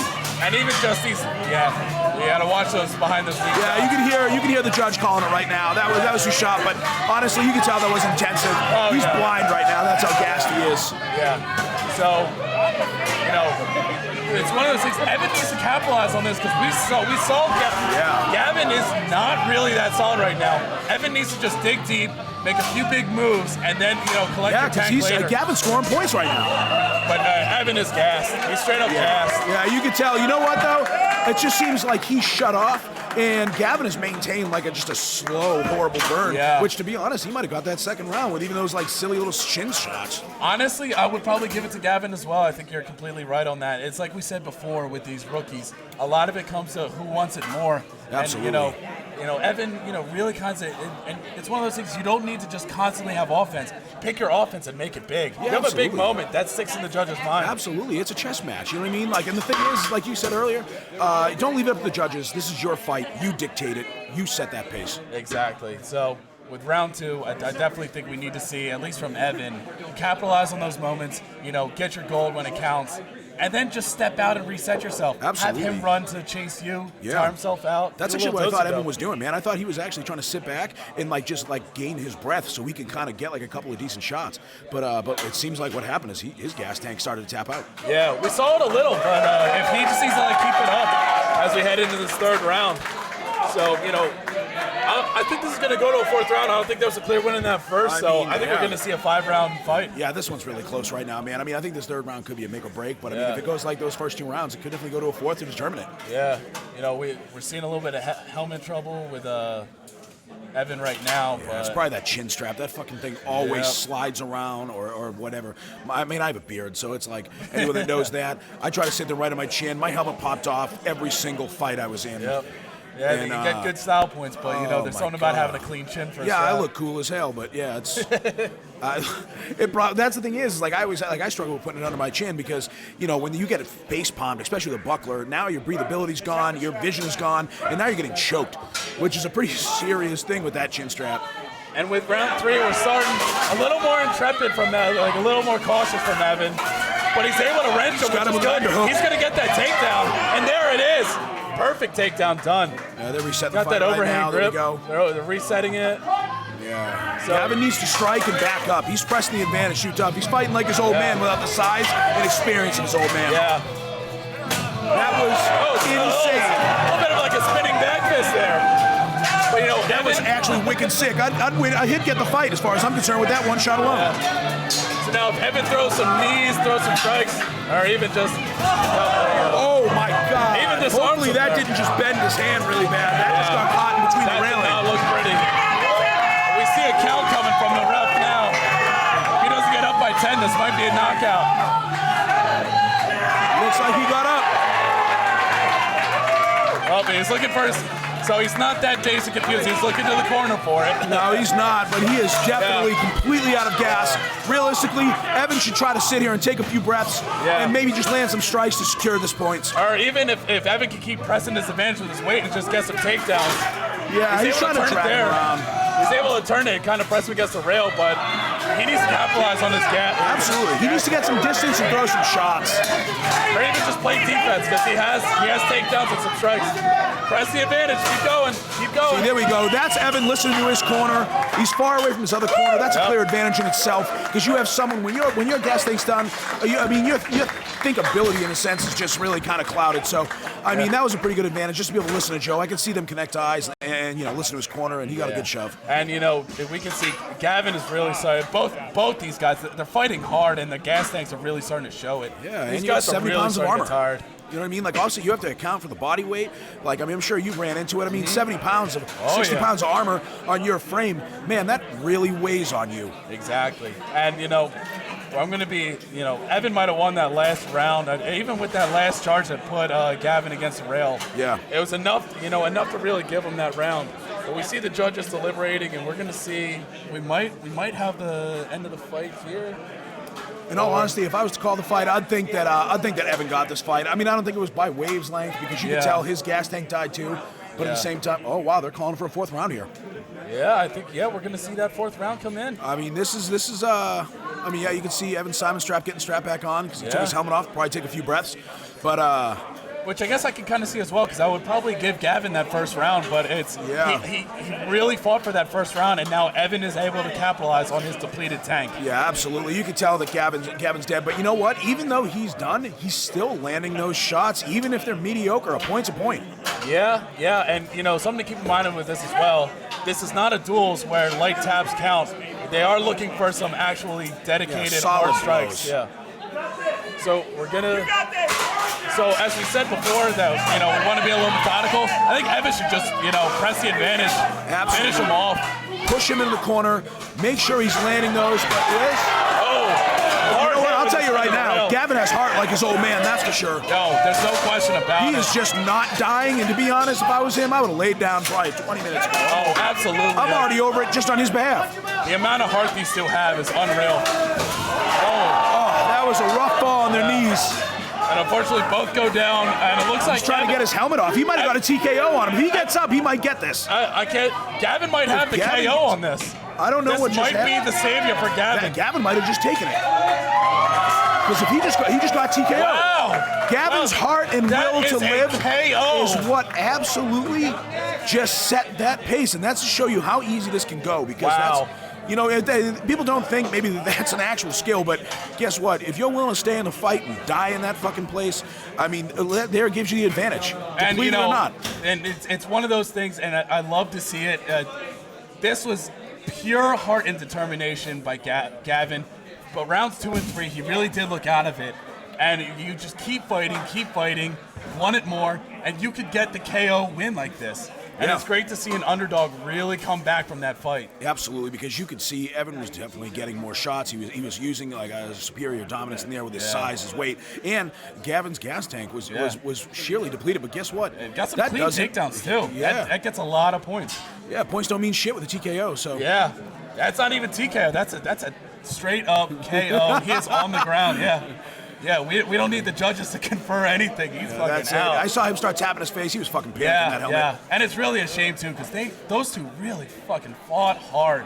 Yeah, and for anyone that thinks that he's just tapping out, I challenge you to do this. I don't blame them at all for it. And what it is, he's probably overheated. Like we said, he's young in the sport. Absolutely. He's never experienced this level of heat exhaustion Absolutely. that he's had in armor. So I guarantee you that's what it is right now. Yeah, I mean, that gambeson is a fucking wool coat under a pad of armor, and it's not really that cold in here. So they're dealing with a lot of, there's heat, there's will, there's, everything. There's skill, there's a lot of factors, and every one of them counts. Oh, absolutely. But we're glad to see him get on his feet. And, they hug it out. Once again, brotherly love, they're going to call the fight in the middle. Yeah, they're going to call it in the middle. Going to do the pageantry. Knockout. Gavin Hurl. Knockout goes to Gavin. And it's something a little unprecedented because we see a lot of these fights go to the third round, go to decision, get a TKO. But we've already seen 2 KOs tonight. 2 out of 4. Half the matches have resulted in a KO. That's a beautiful thing. That just goes to show you what kind of fights happen in the Knights Hall. So I'm just definitely excited as the fights go on. The fighters get more experience, more brutal, faster pace, and to show you exactly what some of the more veteran fighters can really do in this sport. And it's why, especially looking at the card for the next fight, we want to talk about KOs. No, baby, this one's gonna be a ripper, man. You got 2 kids that are once again athletes. Yeah, and this next fight, the kids had their fun. The grown men are here, Chuck and Gary. And I am so glad that they painted this floor red now because there's going to be some blood with this fight. Yeah, that's really why they did it. They did it so it was an easier cleanup over here. No one's stupid. Yeah, it really just blends in and becomes an art piece, and it's really nice. But speaking of art pieces, we can see Jay holding up the shield now, and like we've been saying this whole time, we got the poll online on Twitch. We really want to hear from you guys and see what is your fight of the night, because as we said already, I've rarely seen KOs in these night fights. 2 out of 4 matches tonight have resulted in KOs, so the fight for this shield is really going to be an intense fight. So vote in Twitch right now, your fight of the night. And the winner is going to take this, and we might even say, the fight on the commentary is pretty good. So if you want to vote for us as well, I wouldn't mind having that shit. Hey, that's it, baby. Hell, I'll tell you right now. Yeah, fire me in the drink, dude. I'm in. But shout out to Yana for painting that. Once again, they're very talented. Right. Absolutely, and that's what we're doing. We want to see who the number 1 fighter is from the audience eyes, and someone's going to take home that beautiful shield that Yana herself happened to paint, and once again did an outstanding job, and I'm very envious of the fact that she has more talent than just punching someone's soul out of her body. And be gracious, this is one of the few times you'll hear in your life that your vote actually counts. So please cast your vote. Every vote is going to count. Lord knows that. I know, right? This actually works. My God. But it actually is a little representative vote, so when we vote, it's really going to count. You're voting for us to decide what's going to happen. Yeah, that's exactly what's happening. Yeah, so, as we said, this next fight, Chuck versus Gary. It's when you talk about tanks and gas tanks, you give the advantage to Gary just because he's been doing it longer. He has more time in helm, but once again, it's that will. Like, what I mean? Like, that unbreakable will that you can see somehow probably genetically got passed down to his kid. But outside that, Gary's got more experience. Gary's got the willpower. That dude breaks when he breaks. Yeah, and it's not often. Oh, baby. There's no way. But, I mean, again, you got Chuck is going to have probably 60 pounds on him. So, I mean, that's once again, if you don't use that correctly, he's going to be gassed out. He's going to be laying on the fucking floor, Gary standing over him. And, Chuck has that football background. He knows how to use explosive power and explosive strength. So I'm gonna be curious if Chuck can recognize when his opportune moment is and just fucking attack. Yeah, Chuck's good Gary is going to straightforward. come out and be a just constant stream of aggression. That's it. Chuck needs to have that calculated moment of counter-striking. Yeah, he needs to try to separate himself from that murderous gnome. That's what he really needs to do. And that's the thing is he's kind of like, coming from a football background, a lot of stuff is explosive, straightforward. So, I mean, I feel like if he tries to use that to his advantage, I mean, maybe it will do something for him. But, I mean, Gary's used to moving around and sliding against the rail. And really, so it's like, you know what I mean? It's it might be some raw power versus like will and experience. Yeah, it's again one of the many fights that I'm genuinely excited for tonight. Oh, absolutely. This one's going to be a ripper, guys. And of course, again, we want to thank one of the, I guess, sponsors. It's like sponsors. Artisan Dice, Are yeah. they- yeah. Yeah, they're sponsoring the fights. It's an official sponsor? The official Okay, sponsor. Awesome, yeah. Yeah, I highly recommend. We're going to have links to their site. We just sent out a link to... And because, I mean, let's all be honest with each other. You're watching a live stream with, armored men fighting each other. You're in nerddom. There's no shame in it. So Yeah. if you're going to get the best equipment, definitely head over to Artisan Dice and make sure that next time you show up to your table, you show your DM, be like, yo, I ain't fucking around. Yeah, this fool's got the juice, and he's going to show it. That's it. Like I said, he's going to be rolling these fucking hammercock D20s. It's going to be a very unfair. I've watched Travis Brooks roll more crits than I've ever seen on this man's dice, and to be perfectly honest, it kind of pisses me off because it makes me look like some halfling pussy. Yeah, and I'm not, bitch. I actually got an exclusive interview with him where he said they are loaded dice, and he got them I from fucking Artisan knew it. Dice. This whole time, dude. Well, you think he leaves that shit to chance? You're right. Oh, You're it's a right. loaded dice. Actually, the man's an opportunist. Never mind. I was a fool. That's what really happened here. No, really, he's rolling D20 for opportunity and just fucking gets strength You're right every about time. that. You're right about that. Strength, con, and dex. Oh, yeah. Can I get one more? Yeah. So, we're getting the list ready. Taking a little bit of a break. I think everyone also needs a little bit of a bathroom break. 'Cause, Yeah. I've been able to leave my chair. I've been so excited to see each fight. But Absolutely. But yeah, I mean, dodging swords for the last, 25 minutes gets old for a second. I'm sure you want to take a piss, maybe a Oh, shit, yeah. maybe get the shit out of your pants. yeah. Because, you see those blades flying by your face and you don't have armor, it gets moderately stressful. Yeah. I'm waiting for the next stream to be hosted by Depends so I can get some diapers so I don't have to go up to take a piss. You're every right, time. actually, never mind. I'm going to hit them up and see if they can start sponsoring these Oh, streams. hell yeah. So I can shit myself. Get them nice, like NASA diapers that you could Yeah, just. dude, that's it, baby. Actually, you know what? I'm gonna see if I can get us a porta potty sponsor. Oh. Except I'm gonna cut it in half so I can just sit in this fucking throne, tear this bitch up as I'm talking about it. Yeah. If you want to talk about my Game of Thrones, that's the throne I want right That's there. it, straight up. You know what I might do? I might start freezing logs of shit and fire in the center of the arena. You know what? I'm gonna turn this into Mutant League hockey because I don't give a shit. I think they should make that period as hell too. Just have a bunch of like fruit that you can throw at fighters. That's it. Yeah, you can buy tomatoes, $16 a tomato, and you can fastball it off the fighters. Yeah. And the next product by Loaded Dice is going to be the crowd tomatoes. Absolutely. Roll Either that or D20 with every tomato you throw. that's it. Buy your Artisan Dice and your tomatoes here from Knights Hall. With your first order of dice, you get a free tomato to throw at the next night. It comes pre-frozen too, so it sucks even worse. Yeah. And thank you to our sponsor for hopefully putting up with that bullshit. Charlie's an amazing dude. He's actually a fighter in the ACL as well.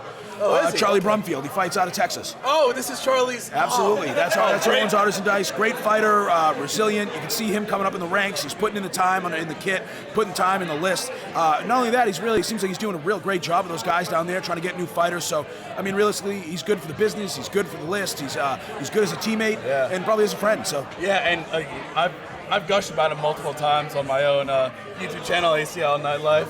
Plug. Yeah. But, gotta go to that site. He's the whole region that he's a part of. Like that, I've seen the most growth and just like skill spike out of them in this past year. It's phenomenal. Yeah, he wants it. I mean, Yeah. that's the thing is he wants it. His team wants it. He's a good leader. Yeah, I honestly can't wait to hopefully when they have a chapter shootout to hopefully get down there and stream some of their fights so we can like share with everyone the talent that they got because Yeah, there is absolutely. some absolute talent down there. Yeah, not only that, you know what Texas breeds? Big motherfuckers. Inbreds. Oh, that too, actually, yeah. But I mean, I don't know. Maybe that's where the size come from. It's like just corn and just wait, really did just did I humping say- each other a bunch. Did I I say don't know. inbreds? I meant Cowboys fans. Oh, I okay. get them mixed up. Yeah, I don't know. Yeah, same, but different, I guess. Yeah, you know. Either or. But You plan on going to Salt Lake this year? I'm hoping on it. I got a few financial issues I got to work out. Don't we all? Yeah, but we're hoping to get a live stream going because it gets expensive, so we want to make sure that everyone can enjoy this event. Yeah, of course. I mean, that's the one problem about the sport as far as now, and it's not really even a problem, it's just growing pains. To be honest, a lot of the fighters, I think this sport's going to go somewhere, and you're going to be able to make a buck and really get supported by this league, and it's going to blossom into something really beautiful. So, I mean, it's just a moment in time where there's the struggle, but it's a part of something bigger. Oh, yeah. I mean, we already see there's already a few events that we have where they're like starting to pay for the flight out. Absolutely. Because it's one of those things. It's word of mouth. If the right people hear it and want to like pay to have it in their like house, we'll travel. I'll travel anywhere. Are you kidding me? Yeah, absolutely, man. I mean, it's an opportunity in a sense. I mean, you go somewhere, you get to fight, and not only that, you make a buck. Hey, that's a beautiful thing. Oh, it's the best. But I mean, that's the thing is you see by Jay Brooks and the rest of them is, they're putting in their perseverance, the resilience, they're opportunists, strategists. Like, I mean, that's why they grew this from nothing, is because because of the man and the men and women that they put in charge of a lot of this stuff. Without Jay and Andre both, the amount of time they put in, it's because you would have talked to anyone in the league 2-3 years ago and say, hey, we're gonna have a History Channel show, and it's gonna be like 15 and number 15 in ratings. Yep. And it's I tell you, I wouldn't believe you. But they got it done. It's unbelievable. Yeah, you know what? They got it done. People that don't believe, I'm sure, is what probably kept fueling the fire. That's what it really was. So realistically, it was a beautiful tactic. I mean, you sit there and you have naysayers and doubters, and really all that does is keep pushing them in the right direction, because usually that means you're onto something. Hey, I'll admit I'm a pessimistic prick, and they made a fool out of me, so well done. Hey, touche. That's how you do it. Just changing the minds and hearts of everyone. Yeah, winning hearts and minds. I heard that's what it's all about. But also as well, if you have any questions in the chat, feel free to let us know, especially during these intermissions. We'll try and get a little bit of database of some questions you got, and pass our knowledge on to you, especially during these intermissions. Probably looking at about 10-minute intermission, which it's usually about 5 minutes in too, so it might be going soon. Yeah, I'm sure the fighters will be back in for this next fight. Yeah. So some other events. Shirt's already coming off.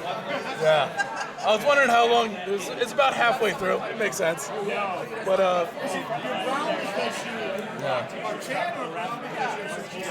No, I'm brown because I think I'm like a half orc.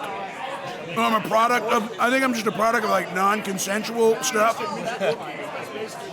Probably same. But I'll tell you right now, I can give girls the big O. I can fight like a motherfucker. And that's all I got, really. I don't know. In this fancy brown skin that doesn't really sunburn. So who wants it? Because I got it.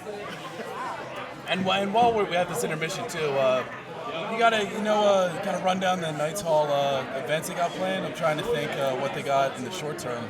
Honestly, I mean, there's a lot of stuff they do that really even persists to like training events, not even just fighting events. They're constantly putting a lot of stuff here, like axe tutorials.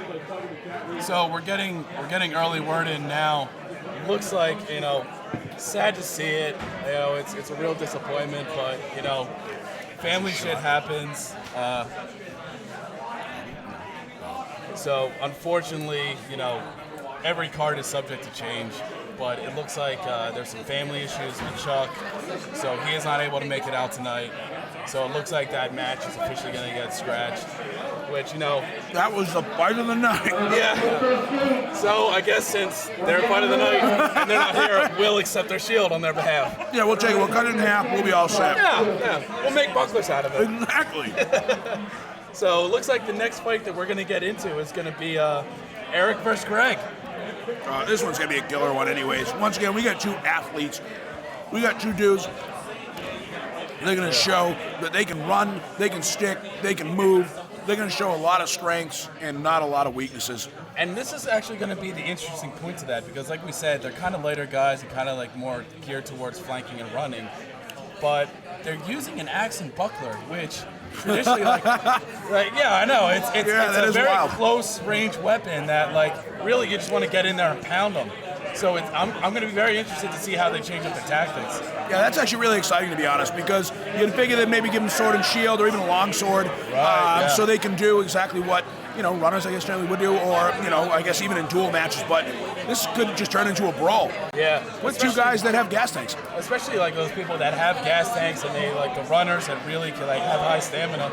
Give them those lighter weapons so that they really put on a show and just throw a flurry of strikes because they have the tank to do it. So those are the fun matches to really see. Yeah, they can sit there and just, they're going to sit there and stand up and fucking get after it. Oh, yeah. So it's going to be interesting to see how they adapt to this, especially because, I really haven't seen Eric's fight style a whole lot, so I'm going to be curious to see really how Greg reacts with it. But it looks like we're about to get them in here now. Yeah, they're starting to get everyone back in the venue to make sure that they can get the crowd together and flicking the lights in the auditorium, let them know. Make sure. Next Intermission's over, baby. Yeah. It's time to get back to steel fighting. Grab your beer, get your seat, because it looks like we're about to see some blood. Realistically, I just can't wait to see someone's seat get blown entirely off. That's what I'm waiting for all night. Oh, yeah. Yeah, I mean, you saw it last time with... and so we'll be interested to see this. What I plan on doing really is, if I feel like the fight is getting a little too tough, I'm going to whip a bunch of Raisinets onto the field and really just turn this into a cartoon. I think it's actually in the rules that if it starts to become too slow, a third player can just enter. Dude, imagine that. A third fighter, it's just like the WWE. Da-da-da-da. Bang. 3, 2, 1. Dude, that would make things so much cooler. Oh, yeah. Oh, it would be awesome. Yeah, we see Eric entering the list now. So, just seeing him now, he's got the height and reach on Greg. So, Greg's really, he's used to kind of playing the small man game. So, if anything, I think it's kind of a good thing because he's in his wheelhouse now. He's used to this fight. Yeah, absolutely. Not only that, I mean, he has a lot of size on him, but Greg has been learning and mentoring under Ringo, which means there's a good shot. His feet can keep up with his size. That's worth noting. Greg is one of those guys that have made it to multiple international teams. No means a rookie in this league. And Eric is still like one of the more inexperienced fighters. So, he's been putting a lot of kit time in. I mean, he's been traveling, he's been going. I mean, he's been fighting a lot of big events. So it's fantastic to see him really gain some speed and some momentum in this sport. Yeah, it's going to be a great fight to see.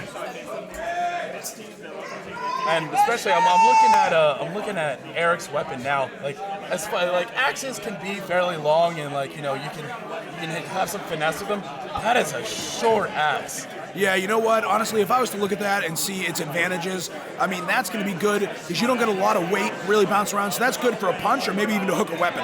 Yeah. So, and it's one of those things where it's kind of an interesting move because he has the height, he has the reach, he wants to stay long. That weapon complements the short, fight style. Exactly. So I'm gonna be curious how this fight goes. Yeah, realistically, if he has that style of weapon, he's going to get in there, he's going to get after it. It's going to be Greg's job to not let him do that. Yeah. If those of you don't know, Greg is the one in the far corner with the half-white helmet. I gotta love his painting. It's probably one of the only ones I've seen, and it's awesome to see. It looks cool, and I feel like what it would do is really allow Eric to punch him dead center in the face. So let's hope that line doesn't work against him. Maybe it'll kind of fuck with his eyes a little, and he won't see that black part. He'll only aim for white. We'll see. But even Greg's kind of choked up on his axe a little. Wait, we can't see that. Good. So as we get, it looks like Eric's got a little armor issues he's working out before we get this going. Looks like there always is. Look at this shield that he's using. Where did he find this thing before he got here? That thing's insane looking. Yeah, I think he just I think he grabbed the fence post out back and just strapped it to himself. It is pointy. And with round one, we go straight in. They're going right in. There we go. This is what we're talking about, everybody. Yeah. You're going to see these people get in close, throwing these punches. Solid lefts coming out from Greg. And right now we're seeing it again. It's wow. You're seeing the experience from Greg right now. Those punches punches are beautiful. Yeah. He's throwing them straight down the middle, and he's showing who's setting the pace in this And match what round. we're seeing is, we talk about Greg's quick feet, but it's his quick hands really that are coming in. Those lefts are coming in snappy. Yeah, exactly. And if you watch his feet and the way that he's getting, he's positioned correctly to put the right amount of power into that shield. Oh, yeah. And, you can tell Eric is a little... Big shot by Eric. Good shot. But, Greg is really taking it in stride right now, and he looks very comfortable. Absolutely. Not only that, Eric had an Oh, underhook. throw to the ground. And then you got Greg absolutely taunting the competition. Absolutely taunting competition. He didn't come here to play with a big teeth to center mass. Oh, man. That was huge. Look at that. He's beating the brakes off this fool. Eric did not come prepared for this. Those kicks are demoralizing every time Absolutely. you get them. You're showing against experience and will. Yeah. And, we see him return back that hip. He's working it. And, He is getting dominated. Yeah. Unfortunately, I don't think... Oh! You can see the recoil on Eric's helm when he throws that left. It's something. Absolutely. Round one down. We see something, I think we can clearly say it that, Greg has the advantage right now. Yeah, Greg's bringing it. His footwork is beautiful. Like he's sending those shots straight down the middle. You know what? He's using everything. Really, there's a lot of fluidity in everything he's doing. Yeah, and what you're talking about as well with that footwork, you see it what we were talking about in the earlier fights where they kind of just essentially walk at each other. You see him setting himself, he gets his feet, and then throws that left to devastating effects. Absolutely. Everything that he's doing is calculated. Oh, You yeah. know what I mean? He's thinking before he's throwing these shots, but it's not like anything's clouded because this kid's got a tank and a half. Yeah, and Look, he's barely even breathing over there. He's Oh. fucking screaming at the crowd, this Yeah. maniac. He's smiling, playing up the crowd, but I think the word you use, calculated, is perfect for him because, Greg is comfortable. He's able to throw the throws that he wants. He's not reacting to, what Eric throws his way, and he is setting the fight right now. So Eric really just kind of needs to, at this point, try and press his weight advantage and turn this into a grind. Yeah, Eric can't let this go on like this. If he's going to do this, he's going to get pummeled. Yeah, because when it comes to straight up striking, right now, Greg has the advantage. Yeah. And as we go into round two, fighters take the Here field. we go, everybody. Big shot to center Good mass. shot, good shot. See, as you can see, Greg is doing that from practicing those lateral bounds here at the Knights Hall. He's really getting on the side of him and getting shots that Eric just can't counter. Yeah, and one of the things you see from Eric, he's putting his head down. Big left by Greg. Huge left. Teeth. Oh, no, to careful. That was almost a bit of a dick shot. But, yeah. Oh, you can see it. He is getting mangled right now. He's playing with his food now. He's playing with his food. That's it. It looks like he might even shear the belt off the side of his helmet. Yeah, and at this point, Eric is dazed. He's got to be careful at this point. I'll give it to him, though. He's not quitting. He's staying in there and taking it to him. Yeah, he's sitting on his feet. The only thing is I think, honestly, right now, Greg's not even trying to bring it extra hard because he's saving some gas. Oh, but almost a good do-si-do from him when Greg did that charge. He is getting smashed. Size means nothing to Greg in this fight. Yeah. His gas tank, his footwork, the way he's putting it, or what he's putting into his punches. And honestly, I know everyone's friends here, but Greg needs to finish this. He's kind of taking his time with it. Yeah, absolutely. He needs to kind of put him away, throw him to the ground, because we saw it last time. Evan had that lead. Gavin came back and got a knockout. This is not the time to take it light. No, he should be when there's blood in the water, you know what I mean? That's what you do. You kill. And that's what's happening right now. Throw that left, bring his dome, and you got to put him down. Absolutely. Honestly, him trying to get him into the rail probably is his best bet. Yeah. And then punishing him. Yeah, those lefts are just rocking him. He needs to get it left, throw him to the ground, and it's his match. Absolutely. That was the end of the second round. As we saw again, Greg was really setting the pace. Those keeps were really mean. Punches are mean. You know what I mean? He's really putting him against the rails and punishing him for all the mistakes he's making. Yeah. The big thing also is you can tell Greg just feels comfortable with his weapons, especially his shield. It is turning into an extension of himself. It doesn't feel like it's sluggish in his arm. He's Absolutely able to not. snap that, and when he snaps that shield, you could see the helmet snap on Eric. Yeah, absolutely. You can tell, like I said, you can see his back foot is beautifully planted, and that is a line drive of the left with that shield. Yeah, and especially those punch shields. God, I'm surprised when someone actually uses it to block.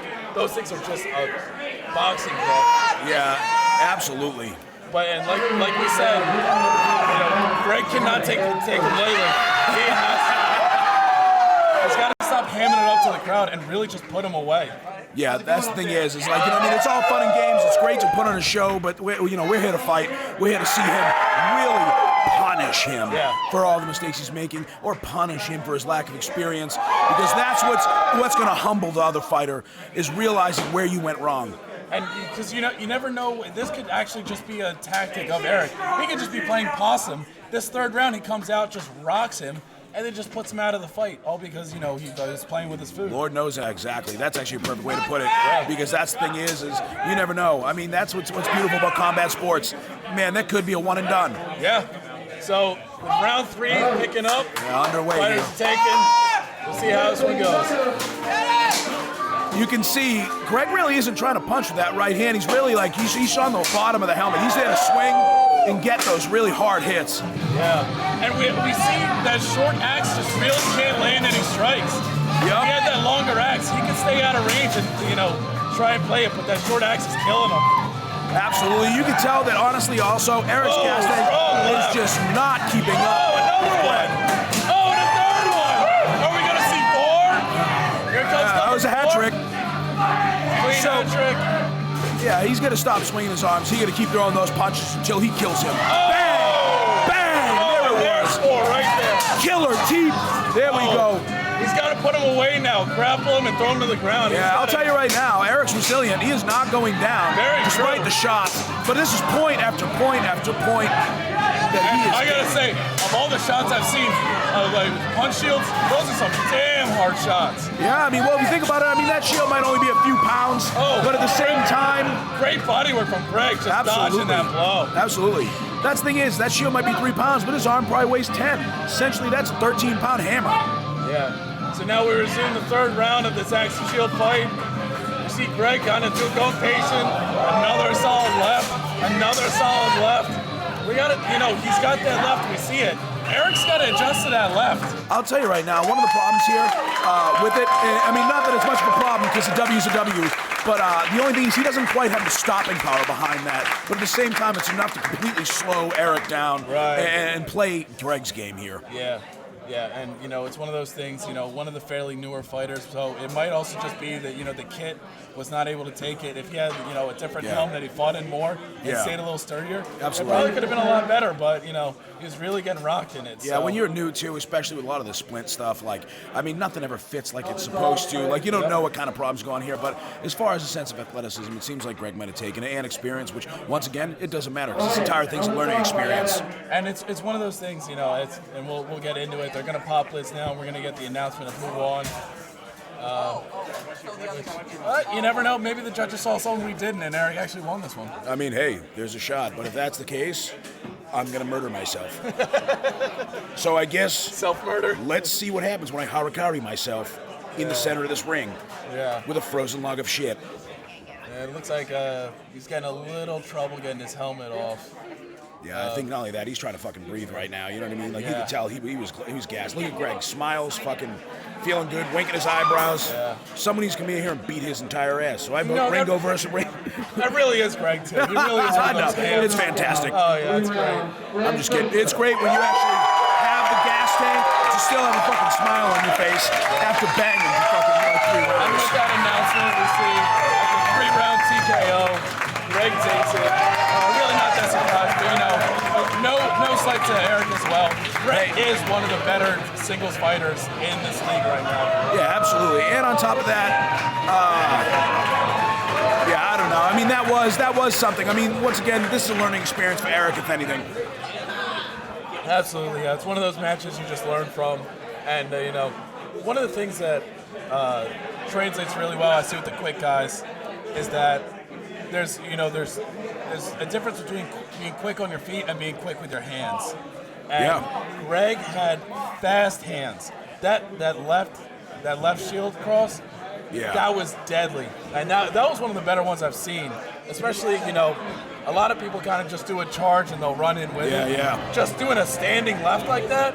Yeah, you could tell. Obviously, he's been practicing throwing his punches. He's been practicing, just in kit. Yeah, and not only that, he doesn't really skip a workout. So it's you could tell when he was throwing those punches, it wasn't just like a soft jab. He was throwing it from the ground up from his back foot. Oh yeah, the guy's in phenomenal shape, and it was really one of those hard-hitting fights that we love to see. But now it's time to get hyped, because if we look. Fight of the night candidate is what we're hearing from the ref right now. Yeah, so you're getting early word that might be fight, but we're getting early word for fight of the night. But now I want you to be wary, because next up on this fight card, I have what might be my fight of the night contender right here. So everyone that's paying attention on Twitch, remember to get in that poll and beware. Yeah, make sure you vote to see who gets that shield. The next fight that we have, the Trash Knight Ringo versus Mikey Johnson. Holy shit, this is going to be battle of the tanks, battle of the technique. This is just going to be a straight up slugfest with the long swords. Yeah, and I cannot wait to see it.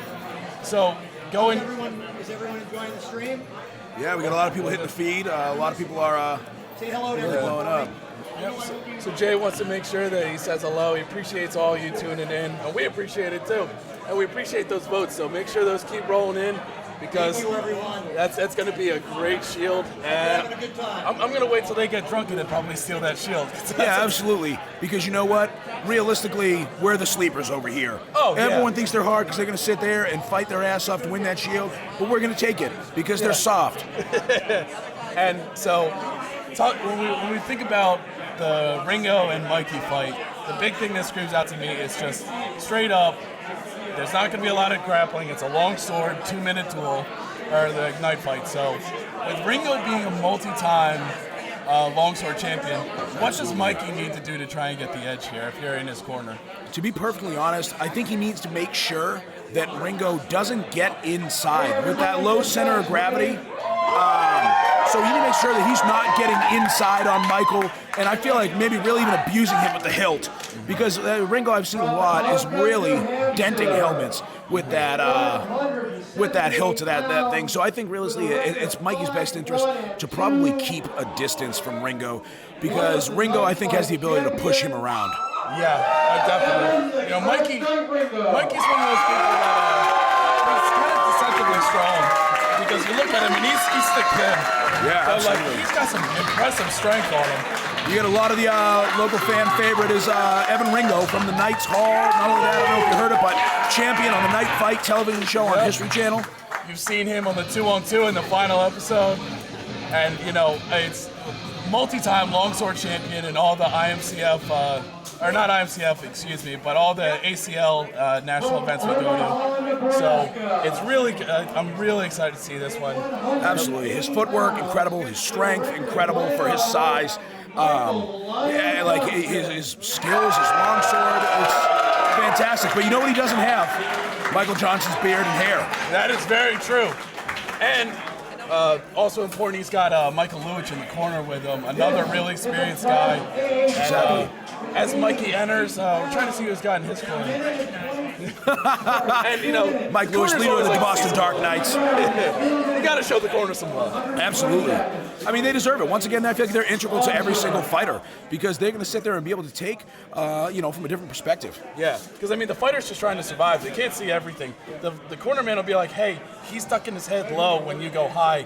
When he goes low, throw a knee and you'll be able to catch him. Yeah, absolutely. Stuff like that is what the corner is really there for. The vision that you have in a helmet, too, people don't realize or haven't had actually wore a helmet yet, it's kind of shit. So, having someone with just clear, field of vision, that really helps a lot. And talk about good cornermans. It looks like Mikey's got Brian Terani in his corner. Once again, another finalist on the Night Fight television show on History. And I've seen Mikey do a lot of training with the longsword and a lot of fighting with the longsword too. So, he's no joke, man. Yeah, so Ringo might have the metal pedigree, but by no means I think it's an easy win for him. Mikey's got some good skills with that longsword. This is a roll of the dice right now. Yeah. Who's been training who's been training harder recently? You know what I mean? And I'll tell you right now, Ringo Ringo doesn't put it away. He takes it serious. So, I know Mikey's actually moved up to the area. He's training on the Knights Hall now. But but it's going to be awesome to see. For one thing, we're going to see these 2-minute rounds. These are seasoned vets in the sport. they're going to be resetting. They're going to be methodical about it, and you're really going to see like this is going to be a technical clinic for longsword duels. Or longsword knife fights, I should say. I mean, that's the thing is a lot of the shit you're gonna see is like precise, surgically precise. The blows, the counters, the everything about it. So I mean, pay attention if you're looking to be a longsword champion, because these are the guys to watch. Yeah. So it looks like we're getting a little hype from the audience now, but I think we're gonna be getting into this real soon. So I hope if you got a beer, go ahead and crack it open, because you're not gonna be leaving your chair for at least the next 10 minutes. Yeah, this is it. And we got Robert Nash signaling over, which is a fantastic ref. Always doing his job fantastically.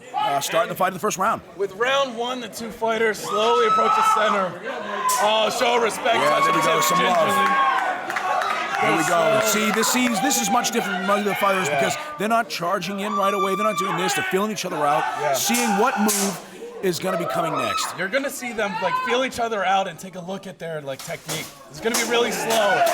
It's going to be a lot of like 3 or 4 second bursts to see where is my opportunity. Absolutely. And you're going to see this a lot at the upper tier levels. It's a slow, methodic, slow pace until they decide, you know what, I'm just going to go in. Like right now. Right now. There we go. Perfect. It's methodical until you say, you know what, fuck you, you're going down. So this is what I was talking about, everybody. So the thing is, when I sit there and I look at Michael Johnson, I mean, even though he's standing up against this, wow, there it is. And he gets a takedown. That was huge. Oh, huge. I feel like Ringo could press an advantage being closer. A Big nice front kick. Oh, floors it. He might throw him out of the list. That was very close. Come out, but he's got a lot of leg control on that. Throwing some punches. And these big lefts. So we got him in the corner now. Ringo's the aggressor right now, but Mikey's pushing back. So right now it's pretty dead even. He's got his corner. He stripped him of his sword. That's one of the things. He's got his corner yelling in, showing him exactly what he's seeing. He pays attention to his corner, and he comes out on top in that exchange. We're starting it back up, getting in. Oh, look at that fake fakes teeth. Fakes the kick. You That don't was see that fantastic. a lot of fake outs. No, because you know what happens? Realistically, that's what comes with experience. Yes. Yeah, He's trying to get him to raise his leg to counter it, and then he goes in for the shot. Yeah, it's all about fading, and you'll see a lot of fade shots, a lot of just kind of tech. Ringo carving up, get some body work in there. Absolutely. Get that strike in and lean. I think Michael Johnson might be a little bit tired. Yeah. And he's got heart. But it doesn't. Saw that sword come in, like decapitate the judges. So I guess. Yeah, I thought he was about to fucking shear all the caps off your beers right now. We were about to get fucking weird. Yeah, it's a good thing I keep it nice and close. So at the end of round one, we see a lot of methodical striking. I'm gonna give this early one with the kick, a lot of the pushes. I'm scoring this 10-9 to Ringo. Yeah, I'd say the same close. thing. It's close. It's definitely close. I don't know why it seemed like Michael Johnson was pulling back. I don't know if he was feeling out Ringo or if in fact it's starting to really get to him, because that's the thing is I know Ringo's trains. I know that he's gonna gas tank for days. Yeah. And I know that he's really fucking good in the hole. So, I mean, that's a real dangerous thing. Yeah. So the only thing that I could see, Mikey might be trying to play the long game. When he recognized that Ringo's really exerting some energy, you almost just kind of like play possum and just let him get it in, tire himself out, because later he's going to come back and really get him. Yeah, absolutely, man. But like we were saying, this is upper tier longsword fights. Yeah, absolutely. Yeah, you see also. This is like I said, if you guys are looking to get in longsword duels, pay attention to this, because these are two kids that are men that are very fantastic at what they do. Ringo with the low guard, waiting, slowly trying. Look at the duel, son. Yeah. Oh, with a straight shot from Michael Johnson. But see, there's Ringo using the hilt. But he just Michael was able to visibly rock him. Seems like Michael has a lot of power, but you know what? Yeah. Once again, Ringo is I think he's landing more blows right now. Yeah, Ringo's landing more blows, but again, it's all about aggression too. So when Mikey's able to get in there, he's able to keep him dominant, because Ringo likes to, let him wear it out to make his move to slip out, not capitalize. Yeah, absolutely. So take it a little slow right now. Ringo's trying to get it in. I think he's getting a 3-1. Mikey's not countering those like he should. I think Mikey needs to kind of press it here. Ringo kind of looks like he's getting a little tired. You know what, though? I feel like no matter what, that Ringo's will, it doesn't matter if he gets tired. He's going to stand up and fucking fight his ass off. Oh, yeah. With these two, there's never going to be a moment of quit. Big front good kick. hip kick. We see him bend him over the rail again. He is bending Ringo over that rail, but you know what he's going to do? He's going to gas himself out trying to do that. We see Ringo's going back and forth. Ringo's got him down. Getting the Muay Thai kicks. Big knees. And he spikes him off the ground. Gets him down. And there you can see a very experienced fighter doing what he does best. Oh, yeah. You can see why we've seen it in that first fight with Peter, and now we see it with Ringo, those Muay Thai knees. They're big, man. I mean, that's the thing is you're still taking a full-blown knee to the solar plexus. I mean, it's no fun, man. And again, they're resetting it, seeing what's reading the stances, trying to see an opening. See, he was just trying to bait him with that shot. Yeah. I know. You can tell they're just waiting for that, first one so that they can. He just countered 3 of those shots. So you're seeing a lot with the slower pace that they're trying to bait the other one in so they can stay on top. Because between the level of skill they have, it's going to be that first, bad strike that leads them to stay aggressive and stay on top. So that's why you see the slow, methodical, beginning to the fight. Yeah. To be honest, though, even though it's 2 different styles of fighting, essentially, I feel like Michael Johnson is doing a really great job out there. He really is. You know what I mean? He's still putting a lot of punishment. I mean, he's bending Evan over these fucking rails. So I mean, this one's still kind of a roll of the dice. I mean, I feel like as far as the points go, though, I'd still give it a Ringo because it seems like Michael might be a little bit tired, and he's just landing those small hits that I think are kind of keeping him in the lead. It's one of those tough things where Mikey's doing better in the grapple, but his tank is running out. He can't keep grappling. Yeah, you can see his chest. It's one of over those things where we have a little bit of a, Ringo's going to be using a minute there to also strap up and get a gauntlet fix. But in this, Mikey almost needs to, stay in the grapple because that's where he's most effective right now. Yeah, absolutely. But at the same token, he needs to learn how to strike as well. And honestly, one of the weaknesses I see of Ringo is it seems like he found his armor in possibly a post-apocalyptic wasteland. And I can't believe that it's even holding together. Well, I mean, can we really call him the trash man if he's going out there squeaky clean? No, he's not earned at that all. moniker for a reason. Touche. I'd almost be afraid to fight him because I'd get some kind of weird disease or tetanus. Well, I mean, I've heard that he likes to put raw eggs in his beard and blow it on him in a grapple. Okay, that makes you one why guy. You see Mikey get out of the grapple. That's true. You know what? I'd fucking sit right down. I'm over it already. So with round 3 starting, once again, we got the slow approach. Mikey's sticking to the rail. Yeah. I think he knows that Ringo is not going to quite be able to bully him. He doesn't. It's not like he overpowers him by any slowly means. going step for step. There we go. I mean, there's an Gets a good unanswered shot shot in. by Michael Johnson. They're going blow for blow right now. Blow for blow. Keeping it close, though. Keeping it close. And, Ringo's getting some punches, but... He's got his weapon. Yeah. Michael Johnson's got his weapon, but Ringo's got his weapon. So, but Mikey's able to get that elbow and put Ringo in a bad spot. Ringo's feet are just incredible. Yeah. As you can see what he's doing, he's trying to hook, but keeping his back left foot back so he can really just gain leverage. And with that, we're resetting it, seeing it, and Mikey did a lot better job of getting his strikes in. So I'm really glad to see his weapon going toe for toe with Ringo, which is a tall order. Tall order to go blow for blow with a long sword with Ringo. Absolutely. And that's what you see. It's showing alone just the caliber of fighter that Michael Johnson is. Yeah, absolutely. I mean, he definitely has. Neither one of these fighters are going to give up. No, and absolutely not. We see Mikey. He's got his weapon. He just hooked his weapon. The wrist. He gets the wrist control. But once again, even without the weapon, there's just these unanswered kicks, knees. Yeah. Michael's got to use his legs more. So the good thing as well, you don't want to what we normally try and preach is have your back to the rail. That's not what you want in a knife fight. And there goes the takedown. The takedown goes down. He was wearing him down, only a matter of time. That's the thing it's just Michael Johnson is not doing anything about those knees or legs. He's letting himself get in vulnerable positions where he can't even have an answer to this. He needs to keep distance. He needs to keep his wind about him. He needs to just sit there and land shots.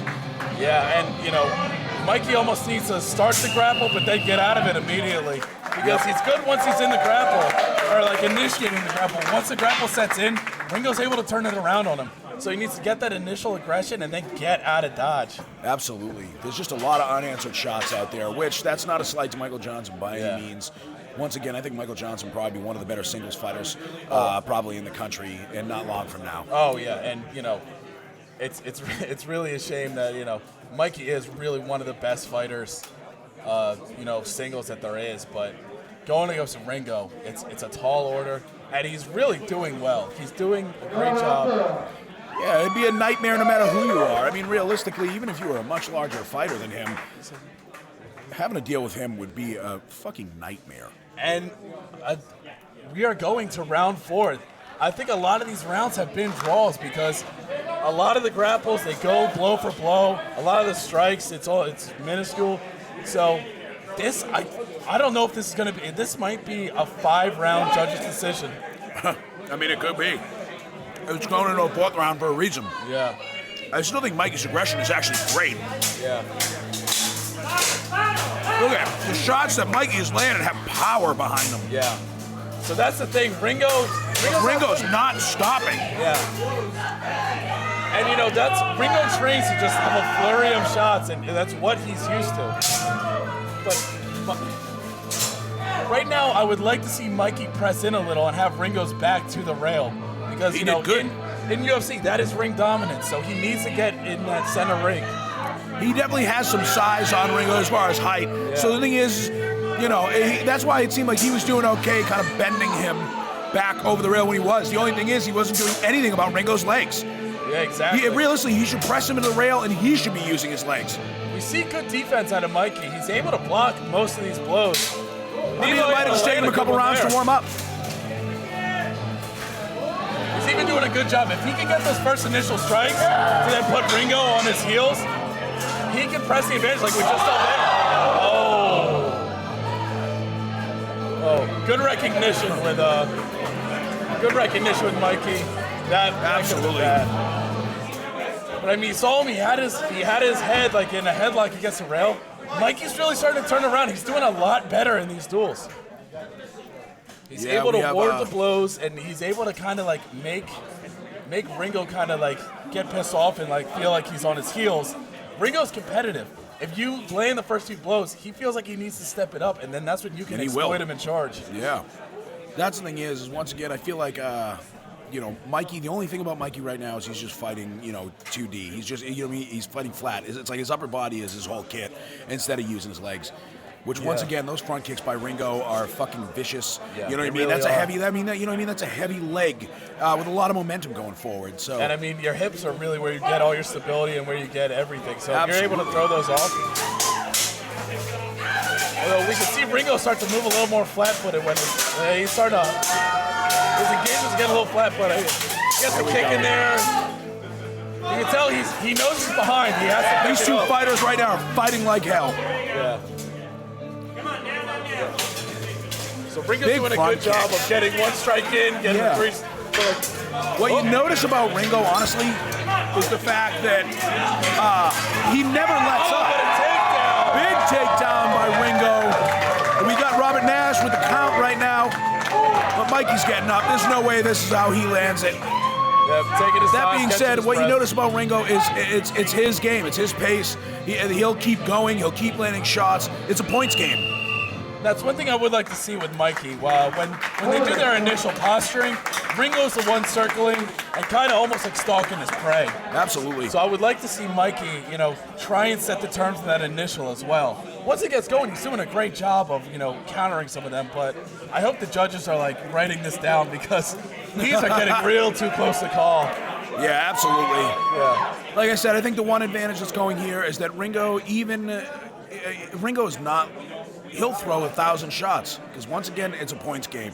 Who cares if 900 of them miss? And to his credit, Mikey's doing a good job of making 99 miss. Absolutely. He throws that 100. He's doing a great job. He's getting his distance. He's getting all that stuff. Yeah, and I mean, he's got Durante in his corner too. Durante's a screaming singles fighter. So yeah. I mean, you know what I mean. He definitely has a great corner to look back on.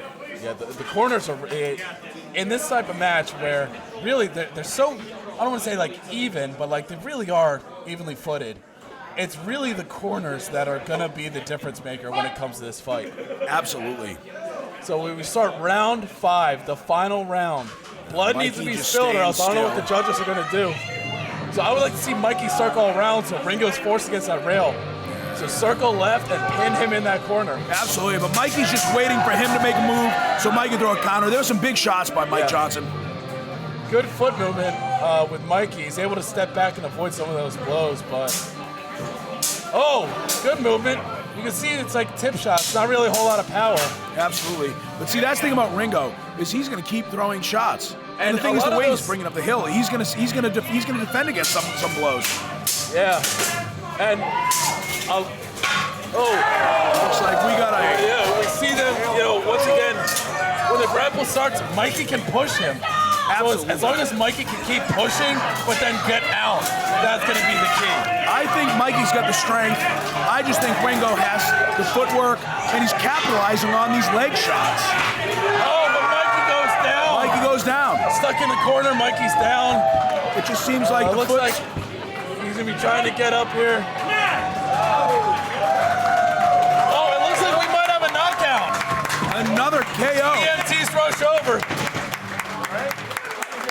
And we're checking in on Mikey now, but yeah, the medics coming in, they're popping helms. But man, was that a tough fight. And Yeah, you know was that is a complete, he had a bit of a rough landing when he hit his head. Yeah, So- he went back pretty hard. Yeah. So, I can't believe, third knockout of the night. Knockout, in a knockout in a longsword fight. Do you know how Absolutely. rare that is? Especially with these two fighters. Yeah. You know what I mean? So this last part must have hurt because Oh, yeah. outside of that, you know what I mean? They got the wheel and the gas tank too just brutalized in this ring. Because, as we sit here, we can see it all happening live. The fact that these are long swords and they're not really punishing blows, every time they grapple, it is maximum effort, and they are just thrashing each other around. Absolutely. To do this for five rounds, 2 minutes each, with that sort of grappling, it's absolutely amazing on both their parts. Absolutely. But those unanswered knees and legs, that's what's really putting in the damage to his solar plex. And really, I think that knockout was just attrition. Mikey kept up a great game, but you can't keep that up forever. And Ringo is one of those freak athletes in this fight. Yeah. And once again, I can't really comment on his athleticism, but Ringo's in the Knights Hall every other day doing Tabata stuff and working on strength stuff. That's what makes him one of the best longsword fighters, if not the best longsword fighter in the country. And it's to score a knockout on Mikey in 5 rounds, you can see why he is one of the premier longsword fighters in the league, period. Absolutely. But, if you thought that was great, please let us know in that poll because, I've got my early vote now. So, let us know in the poll if you think that was the fight of the night. I'll tell you right now, as far as I'm concerned, that right there, I think, takes it. But, Cat Brooks and Derek is going to be something spectacular. Oh, yeah. So don't count that as a fight of the night too soon, because you're going to see also a couple of athletes that are somewhere around the 240 to 260 range that are going to be really just putting it on with their like Falchion Shield, I believe. And we saw that with the fight, the longsword. That was just a clinic of how to fight with longsword. So much technique that was applied. Yeah, that was honestly, surreal. you might see on my channel, ACL Nightlife, just a complete breakdown of that match and everything associated with it. Because you can learn a lot one of the as a best fighter on night fights I've Nightlife. ever seen. But Yeah, make sure you guys visit the YouTube Nightlife because, there's a lot of stuff that's going to teach you a lot about the sport, a lot about the technique, a lot about the fighters. It's going to highlight a lot of stuff that really is critical to becoming a better fighter. And there's these people making out in the front row, and it's tripping me the fuck out. You get this weird Viking fool. Actually, I don't know. He's kind of cool, and I'm kind of fired up. Oh, they going in it. All right. I think we just saw like an inception of a child. Yeah, that might be so. I'm going to tell Are you we right now. technically godparents? I think so. All right. Those So are my now, children. I'm fired up, dog. Yeah, so I want to say congratulations to everyone on the media booth. We're all godparents to the new Viking-born child. Shout out to him. Yeah, it's something great. So, you know, that past fight aside, looking forward, I think this is gonna be this is gonna be another one of those rookie matches that really has the potential to be something great. It's gonna be Josh Barble versus Kirk LaGuardia. But, you know, I could say at least from Kirk, you know, he's one of my teammates in Philly. He is one of those dependable guys that, like, he's a lot like Gavin. He's like a newer fighter, right? What's that? He is a newer fighter? Yes. He's been fighting for a while, but he was originally with the Sentinels and just transferred to Philly.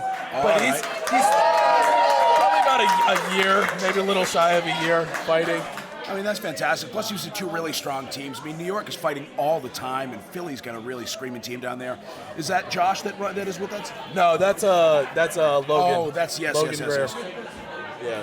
Nah, and with the region president Sean Kraken as well. Yep.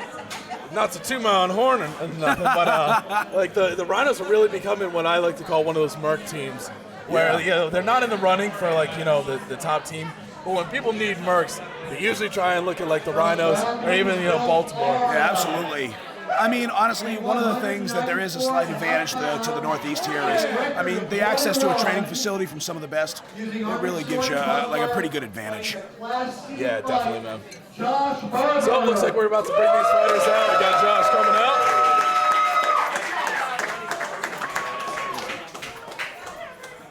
Oh, you need one?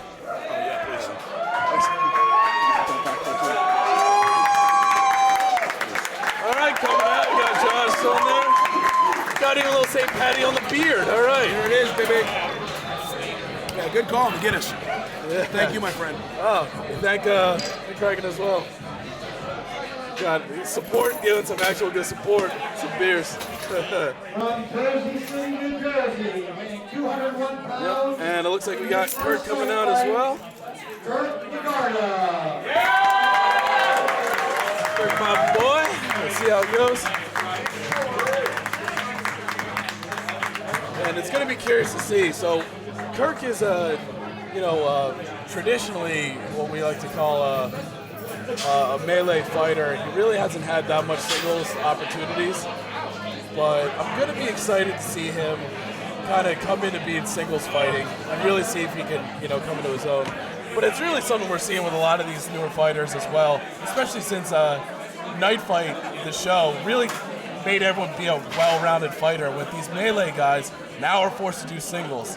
Yeah, I mean, you're going to get a lot of weapon skills from singles. Melee really is sheer chaos, so unless you're good at, like operating in sheer chaos, like these things are probably even almost necessary to really hone your weapon skills and know how to place these calculated blows. Oh, exactly.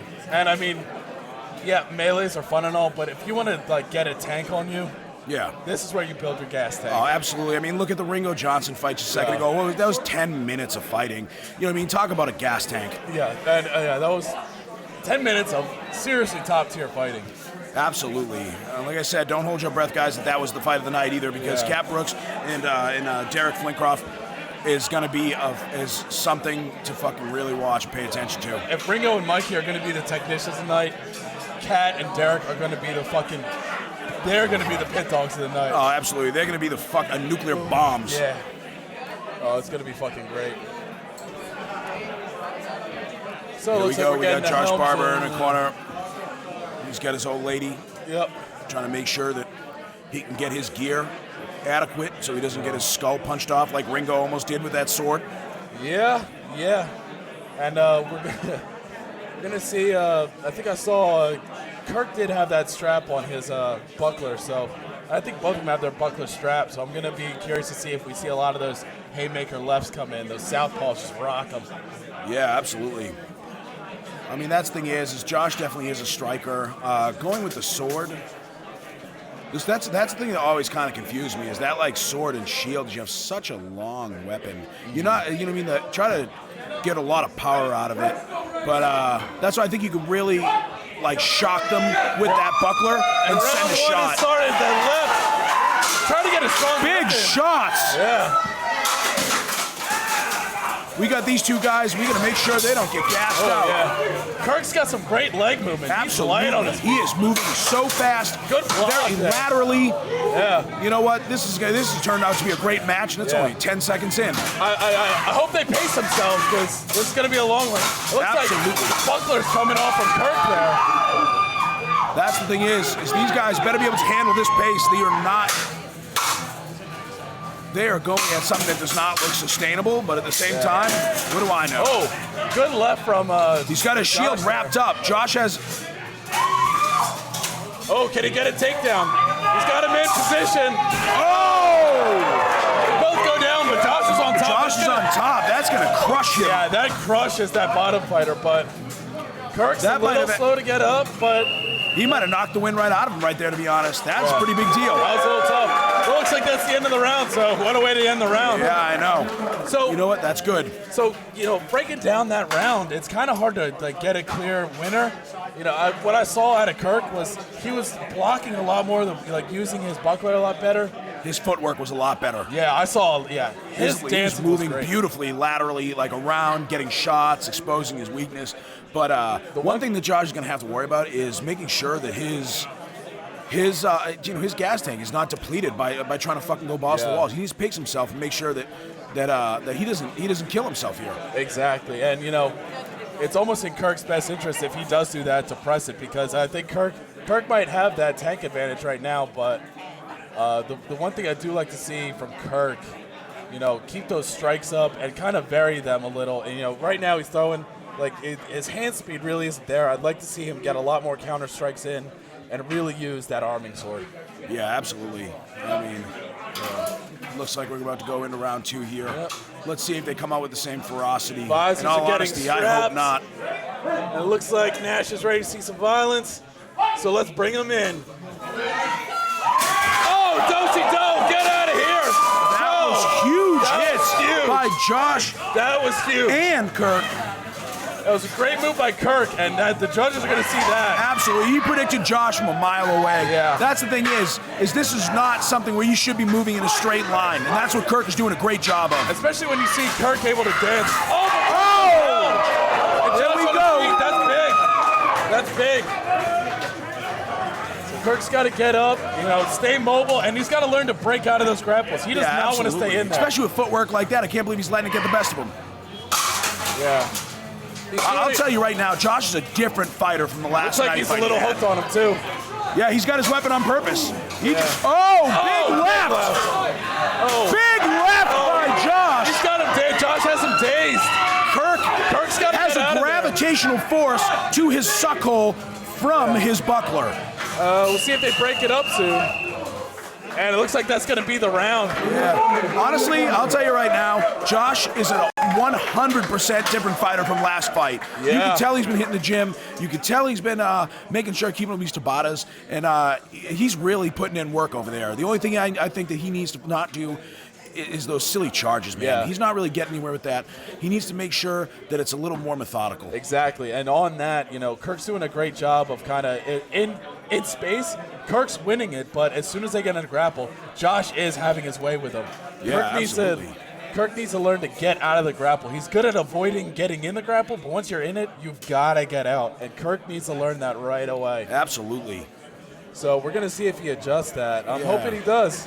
You could tell that, he's running out of gas and he's getting punished for it.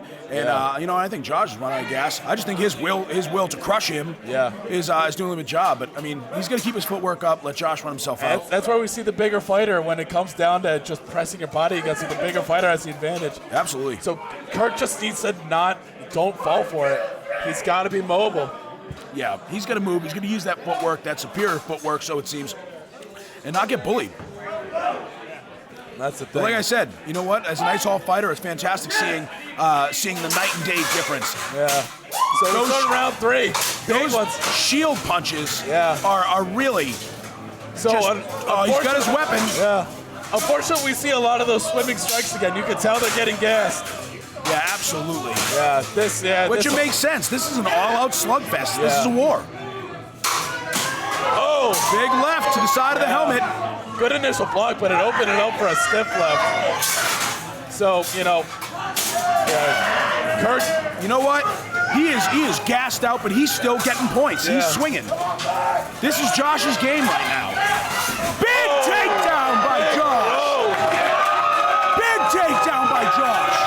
That might be, we might see a fourth takedown of the night. I mean, hey, he's getting a count. He's halfway through. Kirk's got to get up. Can Kirk get up? He's got to watch out. It looks like he's got it, but I don't think he's in any shape to fight. He's got to make contact. It's the ref's call. Oh, saved by the bell. Okay.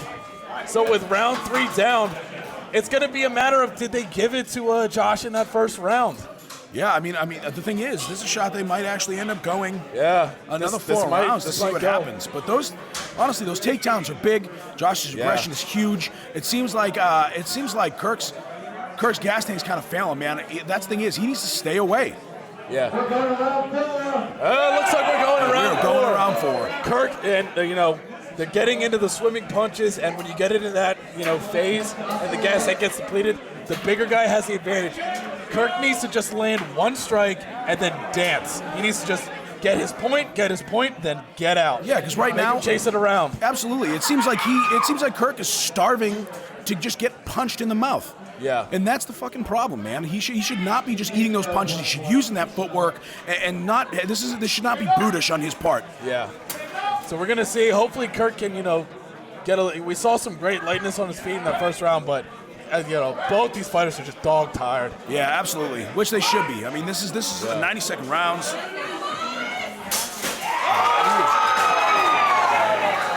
With a big takedown, he's just trying to drag him down. He spikes Kirk into planet Earth. Could this be it? Are we going to see a 10 count? Yep, we're seeing the count right now. He's making good progress up. He's trying to shake it off. He gets back up. The heart of this kid is something fierce. Could this take the fight of the night? Come on, he doesn't want to hurt you, Rock. He wants to murder you. Get in there, Rock. Oh, my God. Dude, it's like he just wants to get punched in the fucking mouth. This kid has to move. Something just got sheared off. Yeah. I'll give it to Kirk. He's got a sadistic something because he's just going into it. It's like he wants it. He's got to move or he's got to pay the price. Yeah. Big takedown. Yeah, both of them go down. It's a matter. Josh went down with him, but I don't think Kirk's getting up this time. So Kirk's got to fix his armor now. This might be the ref's call.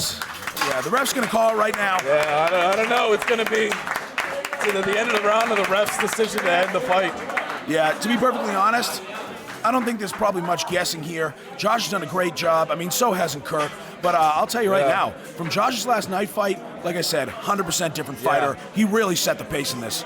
Yeah, those lefts that he's able to put they're just crushing him. Absolutely. And almost sadistically, Jay looks at Kirk and says, "Get ready for round 5." Oh my, no fucking way, dude. Yeah, so Kirk. I thought that was a joke because this is insane.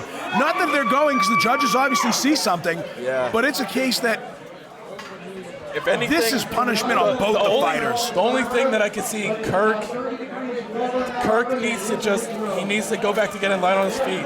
If he wants to save his energy for just his feet and not even throw strikes, do it. Just make him do do-si-do because that is a form of ring control. Absolutely, man. And that is setting the fight zone. That's the only way. He's not going to win on strikes right now, so he's just got to try and dance and not just get fucking you rocked. flow like a butterfly, sting like a bee. I mean, that was Muhammad Ali's strategy that took him to be one of the world's greatest. Like I said, the heart in Kirk is surreal. And, on the same token, for Josh, he needs to land that left and throw to the ground. This is the Simon strap.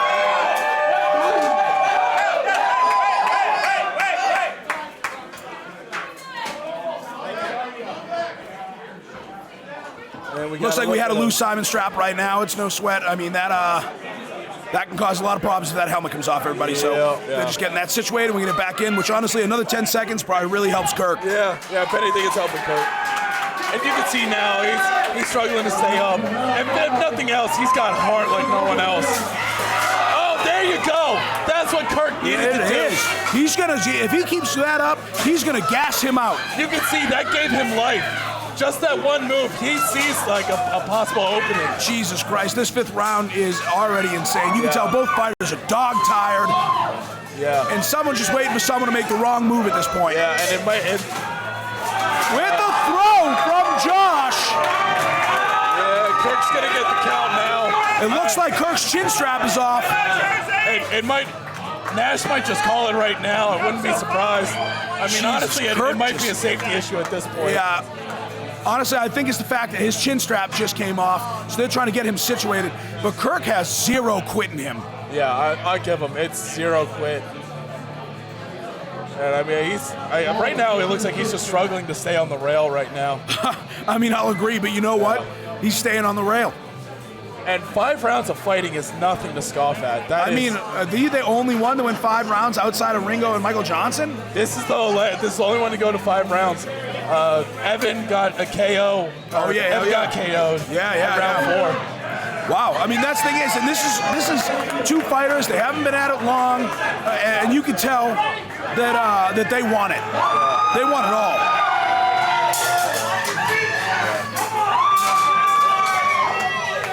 And there's something to be said for like the willpower of Kirk. It's really something. He does not want to go down. The thing is if he does go down, it's a fucking yard sale. Yeah. And we've seen that he will make a play if a play's open. Absolutely. And I mean, Ben, who do you think this one goes to if you had to take a guess?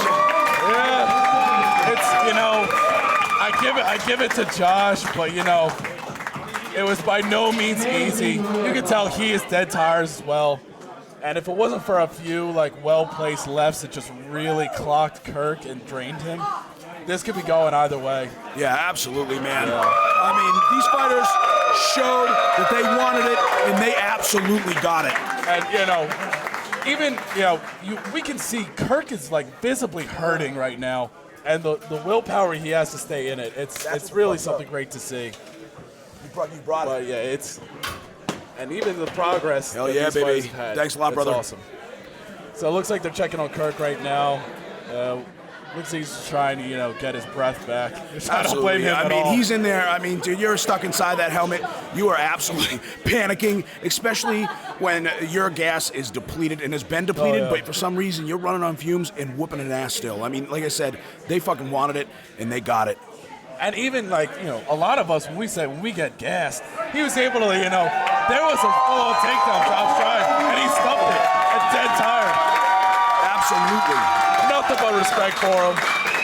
That's it. Yeah. I mean, honestly, you couldn't even look at that any other way as an opponent because no one quit, and it was all fight. Oh, it was awesome. They hug it out. I don't know if they're kind of hugging or just using each other for support at this point. Yeah, there's a shot. Yeah. Oh, that was good. It was a good show of heart. Good show of heart.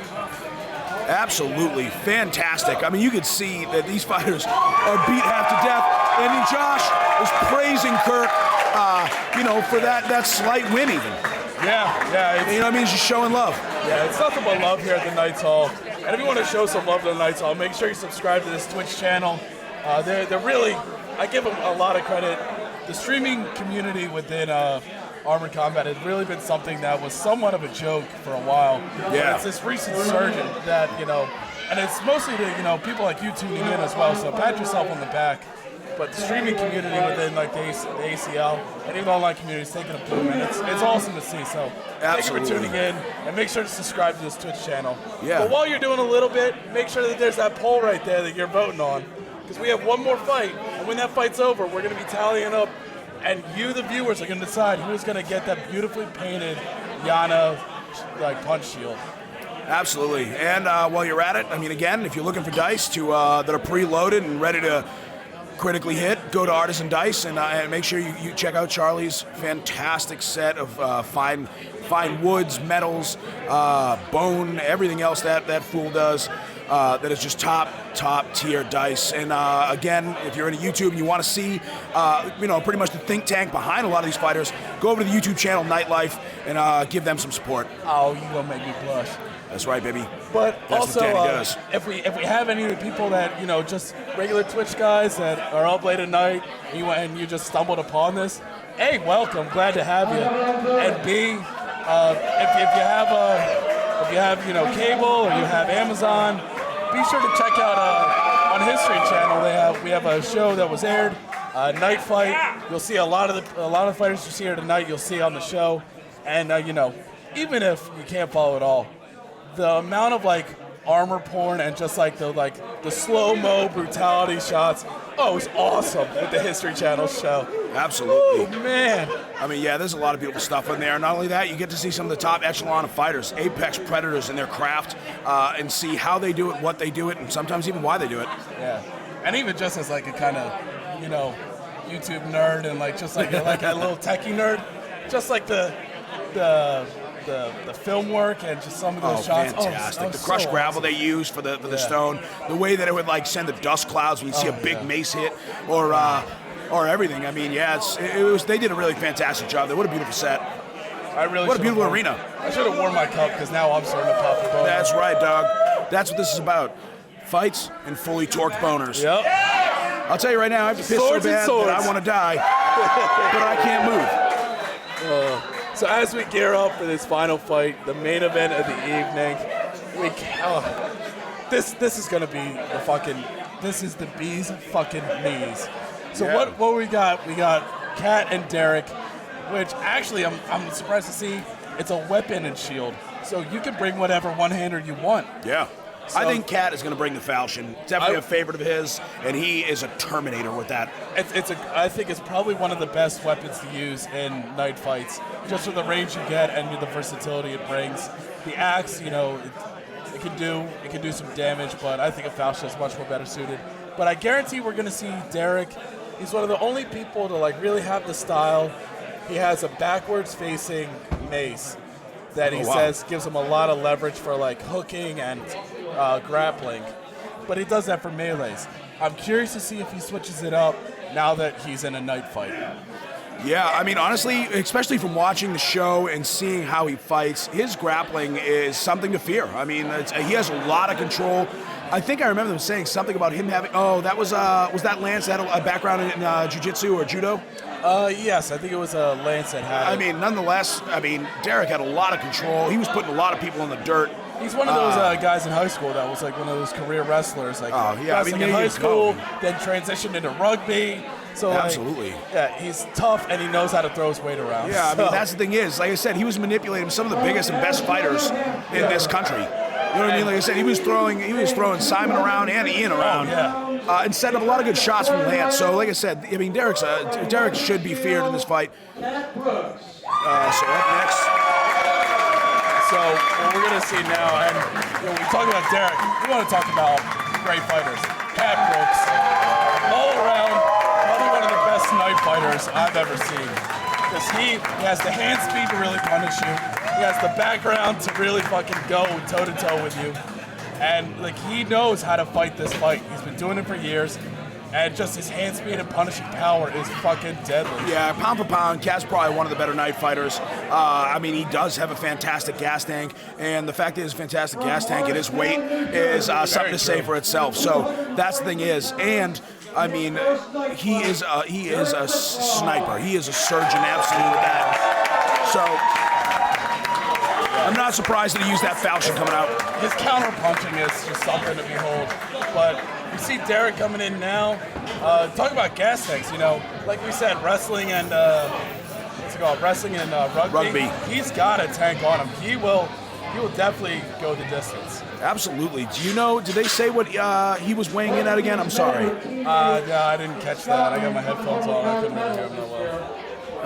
As Jay just said, they both brought home gold medals in Scotland. They were teammates. They were out there. You can see they're apex predators. Yeah, these are the big boys. When you think, I want to see some fight, these are big boys. Oh, absolutely. Yeah, this is definitely a contender. But to be perfectly honest, if anyone really just throws away the Josh and Kirk fight as far as for a fight of the night, I think that's actually slightly ridiculous because that thing had some weight to it. That had some merit to say that like those kids went 5 rounds. I mean, they went 5 rounds and they fucking fought. No one, you know what I mean? Like Kirk stayed on his feet. I mean, that was beautiful, especially from novices. Yeah. If there was an award for just like the amount of heart they have in a fight, it's definitely going out to Kirk. Like that guy, he was just getting battered and bruised, and he was saying, "Fuck it, bring it." And in the corners, looks like we got Ringo frantically showing his nipples to the crowd. But looks like for Derek, we got Romario in the corner. Been in the league a little while, so be an hopefully he has corner. some decent insight. I mean, cornering Cat Brooks over here is Evan Ringo, who just fought earlier. I mean, you have 2 championship, national fighters. So I mean, I'd say his corner's probably a little bit stronger. And but as far as the fighter goes, I mean, this is gonna be fantastic. And talk about it like a deadly combo when you have like Cat actually doing the fighting and then Ringo cornering. Yeah, that's absolutely. And that's the thing is, deadly. When Cat gets inside that helmet too, he's a whole entire different person. I expect a lot of big lefts with that shield. You can even see his shield is already warped all over the place from sending that straight downstream to someone's mouth. Either. Absolutely not, dude. That is a weapon. That is not for defense. It is offense. Absolutely. This has been the fight of the night, the main event. I am jacked to see this fight. This is going it. to be Pulling the stools away. We got a good. few more seconds here, and we're going to see these fools fucking bang. The benches are out. The fists are up. Nash is ready to see some blood. It seems like Derek possibly has just something going on with his gauntlet right now. He's trying to just sort out prior to the fight.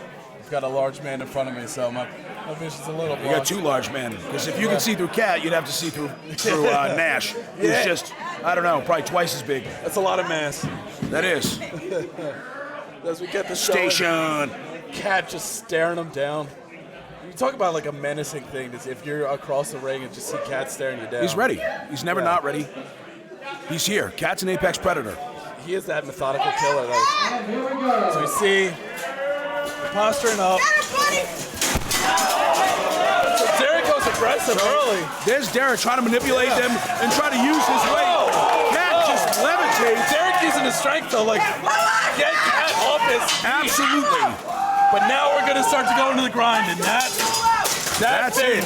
And he made the mistake. Cat is pissed now. Yeah, Cat has fantastic feet. That's kind of the problem. You don't want to just try to really manipulate him too much, because what's going to happen is you're going to try to sit there and drag him down. It's going to be a really hard move. He might end up going gas. Never mind. There it was. Wow, upset. Derek is able to floor him. You know what? He lost his weapon, that was. I mean, this may be an upset. I mean, we'll see right now. I mean, that was fantastic fighting immediately. Yeah. And we're seeing the Cat looks a little reserved right now. Derek is pushing it. There we go. being aggressive. If you can hear his corner man Ringo calling out fantastic shots, you don't want to tie up with Derek. Derek knows what he's doing in the clinch. There we go. Big straight left from Solid Cat left. Brooks. His corner setting some serious input. Cat able to just push him off. He's able to impose his will and be like, I'll tell you right now, these fights might have looked like it slowed down a little bit, but it's not because they're gassed. It's because they're trying to plan their next move. Cat's getting points. You know what? And I think Derek might be starting to get a little gassed. Oh, he's got his helmet.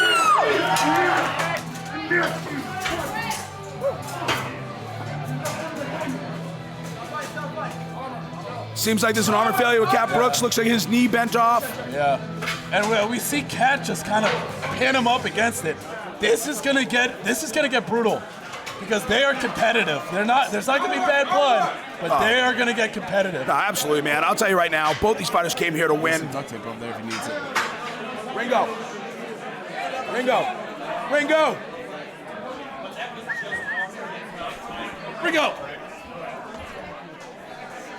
Yeah, so it looks like they're going to try and get him duct taped up, but, Derek looks like he's really starting to get a little gassed, but I think a lot of it was that, Cat did have his shield, like, right under the helmet as he's pushing up. So what that does is that kind of cuts off circulation depending on that chin What strap. a beautiful move. That's what I talked about earlier. That's why I always tried to ride my chin strap on my chin. Yep. But I mean, that with my beard, I mean, the helmet comes right off. So it's almost imperative to really keep it under there. But that's one of the problems, man. You get a strong fighter like Cat Brooks, and what he was doing is choking the shit out of Derek while he was already tired. So imagine trying to get a breath while you're getting choked half to death. Yeah, and it's very much a tactical move to kind of like, but it's also a statement saying you were not going to. I'm here to fucking win. That's what the hell it is. We're not going to fucking take it lightly. Absolutely. Get off the corner. Off the field. Here we go. We got round 2 coming up. They got his knee taped up. Guess what? Yep. Super glue and duct tape. Fix anything. Even fucking night armor. You can tell Derek is pissed. Derek is pissed. Derek did not like that. Out for He's blood. coming to really fucking set it off. He's got Cat against the rail. They're both trying to get some like blows in, but Yeah, I mean, they're just getting points. They're playing the smart. But at the same time, honestly, I think even if their gas tanks are matched, Cats will. So what we're gonna see when Cat's in a bind, you can hear his corner starting to scream, and when they're screaming, he's listening and he's adjusting. Absolutely, he is compliant to his corner. He knows his corner sees something that he's not right then. But we're not seeing Derek's corner really try and give him like in-fight advice, which it might be the difference in this fight when they start to really get gas and it becomes a slugfest. Yeah, 100%. That's the thing is what you're looking at, dude, is you're looking at possibly a lack of experience in his corner. So we can't give him the same insight that Ringo can actually give him. So, I mean, but at the same time, I mean, maybe Derek's really confident as a fighter anyways. He doesn't need his corner. We know he came in very confident. Derek is not one to shy away from, so he is going to take it serious. And he genuinely thinks that he can win this. He's not going to back down from this fight. No, there's no way. And Cat is a vindictive guy. He will not let you take advantage of him, and he will put you on the fucking ground. So it's going to be a very interesting fight. I'm going to be interested to see if Cat tries to like kind of curtail some of his aggression that we see from Derek. Yeah, Derek is bringing the fight. Yeah, if you can do him like some of these other aggressive guys, it might be the. I mean, that's definitely going to give him an advantage. I'll tell you right now, though. I mean, you just saw Robert Nash talking to Cat about that buckler under the chin. Apparently, that might have been a not so consensual move, I suppose. I didn't really see it though. It was under the chin.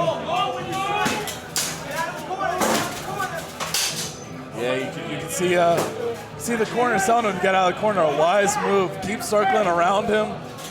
You can see Cat's trying to get something, but that big shield of Derek is blocking a lot. Absolutely. And Derek's getting some screaming shots. And I'll tell you right now, one of the things that I'm seeing, it's hard to comment. I know Cat's a far better fighter than I am, but his left shield's just sitting there hovering. He should be using that offensively. He really should. And I think you're gonna see it eventually, but it's one of those things. He's trying to find a way around that shield to get his strikes in. Because he does not want to grapple with Derek. He's getting some elbows in now.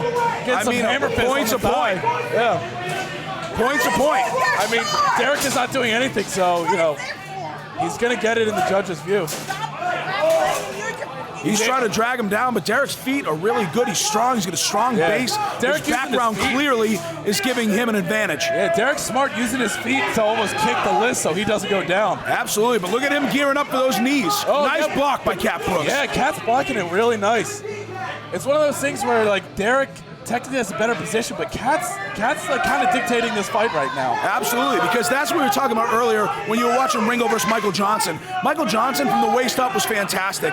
He was not utilizing those legs, and what you're doing is you're seeing these two fighters that know that if their upper body's locked, they're still going to gain points. Yeah, and we see just Derek just kind of looks confused. He doesn't know what to do.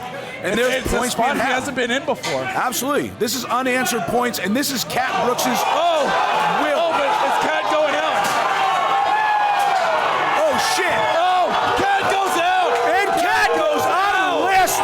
Cat gets floored out. You know Cat is going to come back pissed now. Absolutely. There is no way. Cat gets dunked outside the list and gets hit in the seat, which is kind of gross. Yeah, well, so, there we go into the third round. The thing is, we saw Derek coming strong in the second because of getting choked the shit out of himself with that shield. I think Cat is going to... Yeah, Cat's pissed. He's going to come out swinging now. I'll tell you right now, that was a shot to Cat's pride. Yeah. I think that's going to give him some serious fucking heat coming to this 4th round. Yeah. And, I give Derek credit. He did a good job picking that shield. Cat's having a tough time getting around it with the blows. Absolutely. Because if he comes in, like Derek is able to throw that left in there and just stop him. I think Cat has been playing kind of patiently. I think you're going to see some real aggression come out of him now. Yeah, I can see a smile on Derek's face before that visor closed. He was really happy with that dunk. I mean, that was a slam dunk. But I'll tell you right now, he should not underestimate Cat Brooks right now, because Cat is going to come in there and fucking tax this fool. Yeah. So Cat was playing it nice now, but now I think we might see the blood.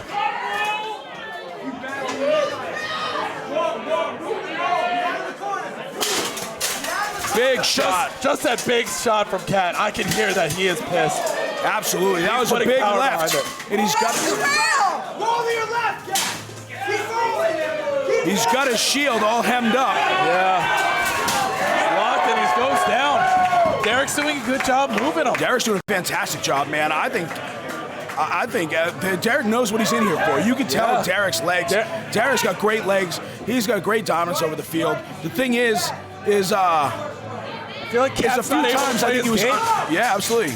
I think he underestimated Cat's shield a few times. Yeah. Cat's starting to lose his gas here. Yeah. We see something going on with Derek's armor. See what's going on with that. Cat's back to his feet. That was a fantastic throw by Derek. Honestly, it seems like the second, third round really were. It seems like they really were dominated by. Yeah, so it looks like we got an armor failure there. His chin strap came undone. Yeah, they're just releasing the Simon strap right now to try to just make sure they reposition his helm, because it was probably that move earlier that choked him half to death. Yeah, I gotta say, I'm very impressed with Derek. He really came out and he is fighting his fight. Absolutely, man. He's doing a fantastic job. You can't slight him in anything. He's fucking doing incredible. And he's going against an incredible opponent. So it's just showing you what caliber of fighter they both are. Yeah, I mean, to apologize to everyone on Twitch. Well, I mean, we're kind of a little shocked. The underdog is, coming through. You know what? It's always a fantastic thing when you see the underdog story. You know what I mean? As far as that, I mean, everyone, I'd assume, like a lot of people probably would assume that Cat Brooks probably would have set the pace, but seeing Derek in action, he did not come here ill-prepared. He came in here very prepared. Oh, it's going to be a I guess bummer. if his chin strap is broken and that ends up being a DQ to the fight, that's going to be a pretty big upset, because, this is a shame. Absolutely. But it won't be the last time they fight. The next time there's a night fight, we're going to see those two come out. Yeah, as I can see in the live feed, it seems like Lance just said that Derek did his homework. And you know what? You're dead fucking right, man. You're right. Derek came here prepared. He must have watched Cat fight. He knew what he was into.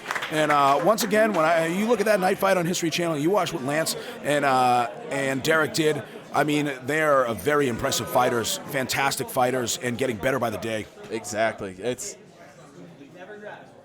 And the crazy thing to think about, Derek is still like a fairly young competitor in the sport. He's only been in about a year and a half, I'd say, maybe just about 2.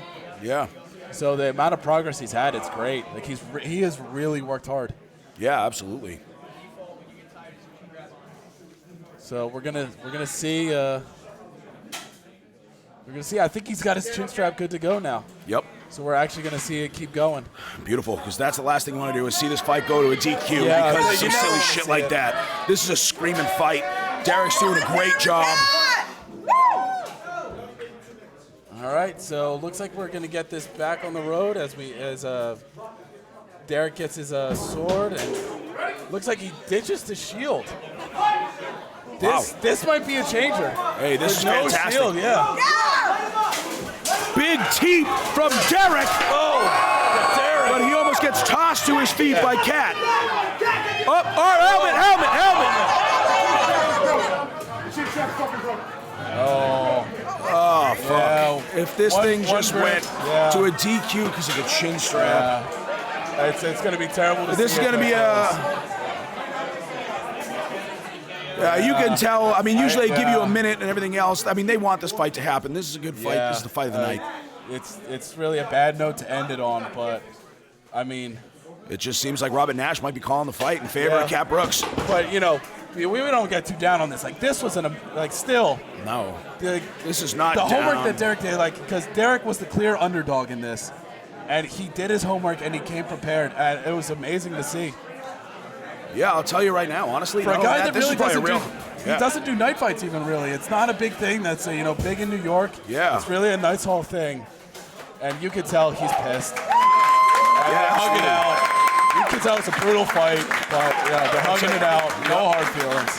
Absolutely. I'll tell you right now, this is a humbling experience for sure.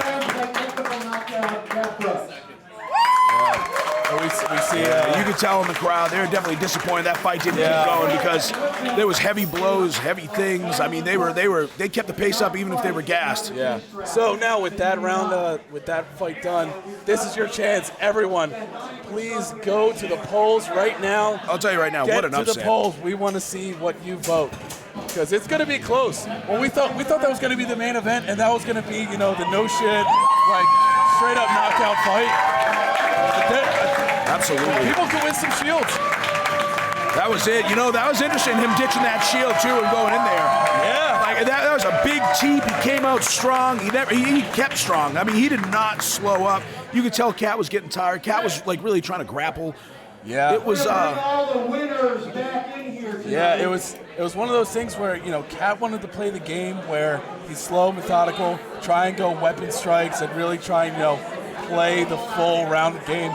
Derek said, "Fuck you! I'm gonna grapple, and I'm gonna just move you around." And that's the thing is you could tell Derek went in there and won. Absolutely. Yeah. So we. Yeah, you can tell 1,000% that Derek did his homework, and you might even be able to tell that Cat might have slept on it a tidbit. He might have. He honestly might have. And it's the saying. That's why you play the game. Anyone can win at any given time. Absolutely. Here we go with the fight of the night. We got a lot of people coming in the list right now. All the winners. Winners coming out. Josh, Peter Day. We got Brianna Murphy. We got Gavin Hooley, Greg Fisher, Evan Ringo, Josh Barber, and last but not least, Cat Brooks. Yeah. And really all these guys really well fought and well deserved wins.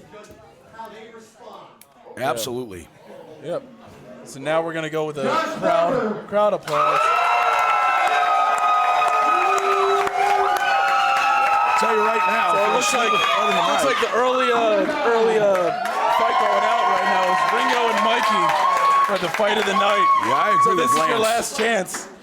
I absolutely agree with Lance. It's your last chance to vote. You better get it. If that didn't light a fire under Derek's ass, I don't know what will. It looks like the fans are getting so excited they're not on camera now. So now we're going through. We're getting a little bit of crowd applause to see who's going to win this fight.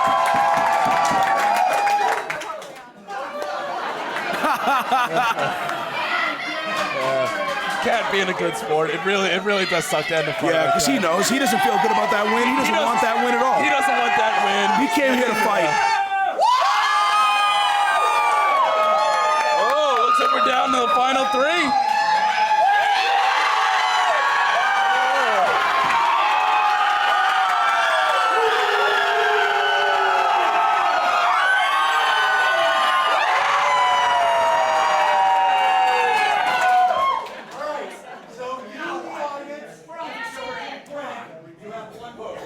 That's it. These guys get to vote. We're not going to finalize it until the Twitch channel finishes their vote. Okay, and as you said, we got some early As we votes in. said, It's like- Derek's chin strap failed, which in fact disqualified him. Trust me, no one is happy about that win. That was not the way that he would have won. What's Twitch saying? right now, Twitch is saying with, bring it up, with, yeah, with 17 votes. 17 votes? What about the others?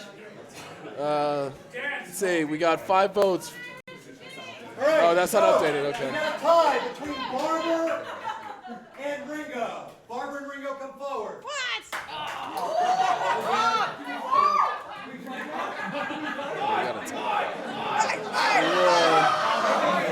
I don't know if we'd say tie. Yeah, it looks like you guys are saying Ringo's kind of the clear favorite.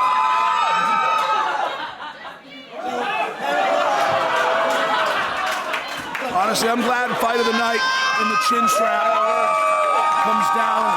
Looks like he's keeping true to his 500 to a degree. For all you guys that went out there and voted.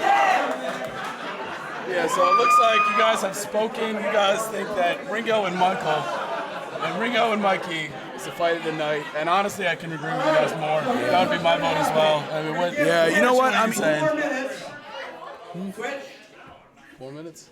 What? 2 more minutes. 2? Okay.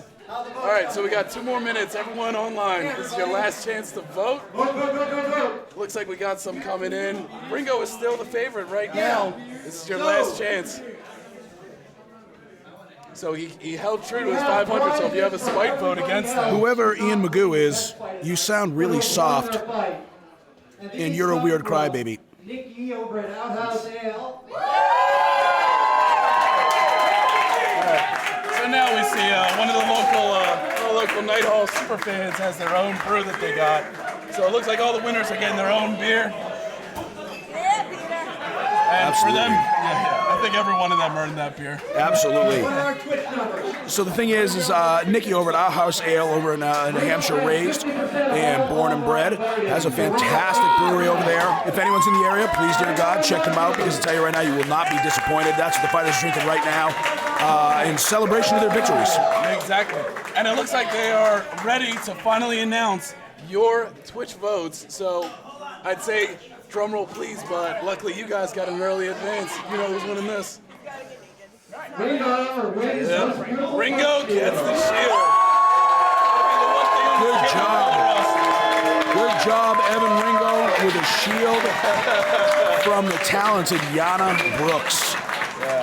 And really a great fight. Really, Mikey could have won that as well. It was like really one of those ones that Mikey didn't pass out. I was curious who the judges would have given that to. I'm curious to see the score breakdown of that. Absolutely. Yeah. So, God, I can smell the Outhouse Ale from here. I'm trying to get rip roaring drunk off the street. so it looks like with the festivities kind of winding down. Thank you guys for voting. Thank you for subscribing. Yeah, thank you so Before much for we leave watching, you guys. I want to make sure that you go to Artisan Dice. They've done a lot with supporting this Twitch channel. Absolutely. And thanks again. I'm ecstatic to be a part of this. I'm ecstatic to be able to announce the fights. Hope you guys enjoyed. So thank you again. For everyone that wants more, be sure to subscribe to the Twitch channel. There's going to be a lot more great fights. If you're thirsty for some content on the go, be sure to go to ACL Nightlife YouTube. Our great media group. We've got so many people helping.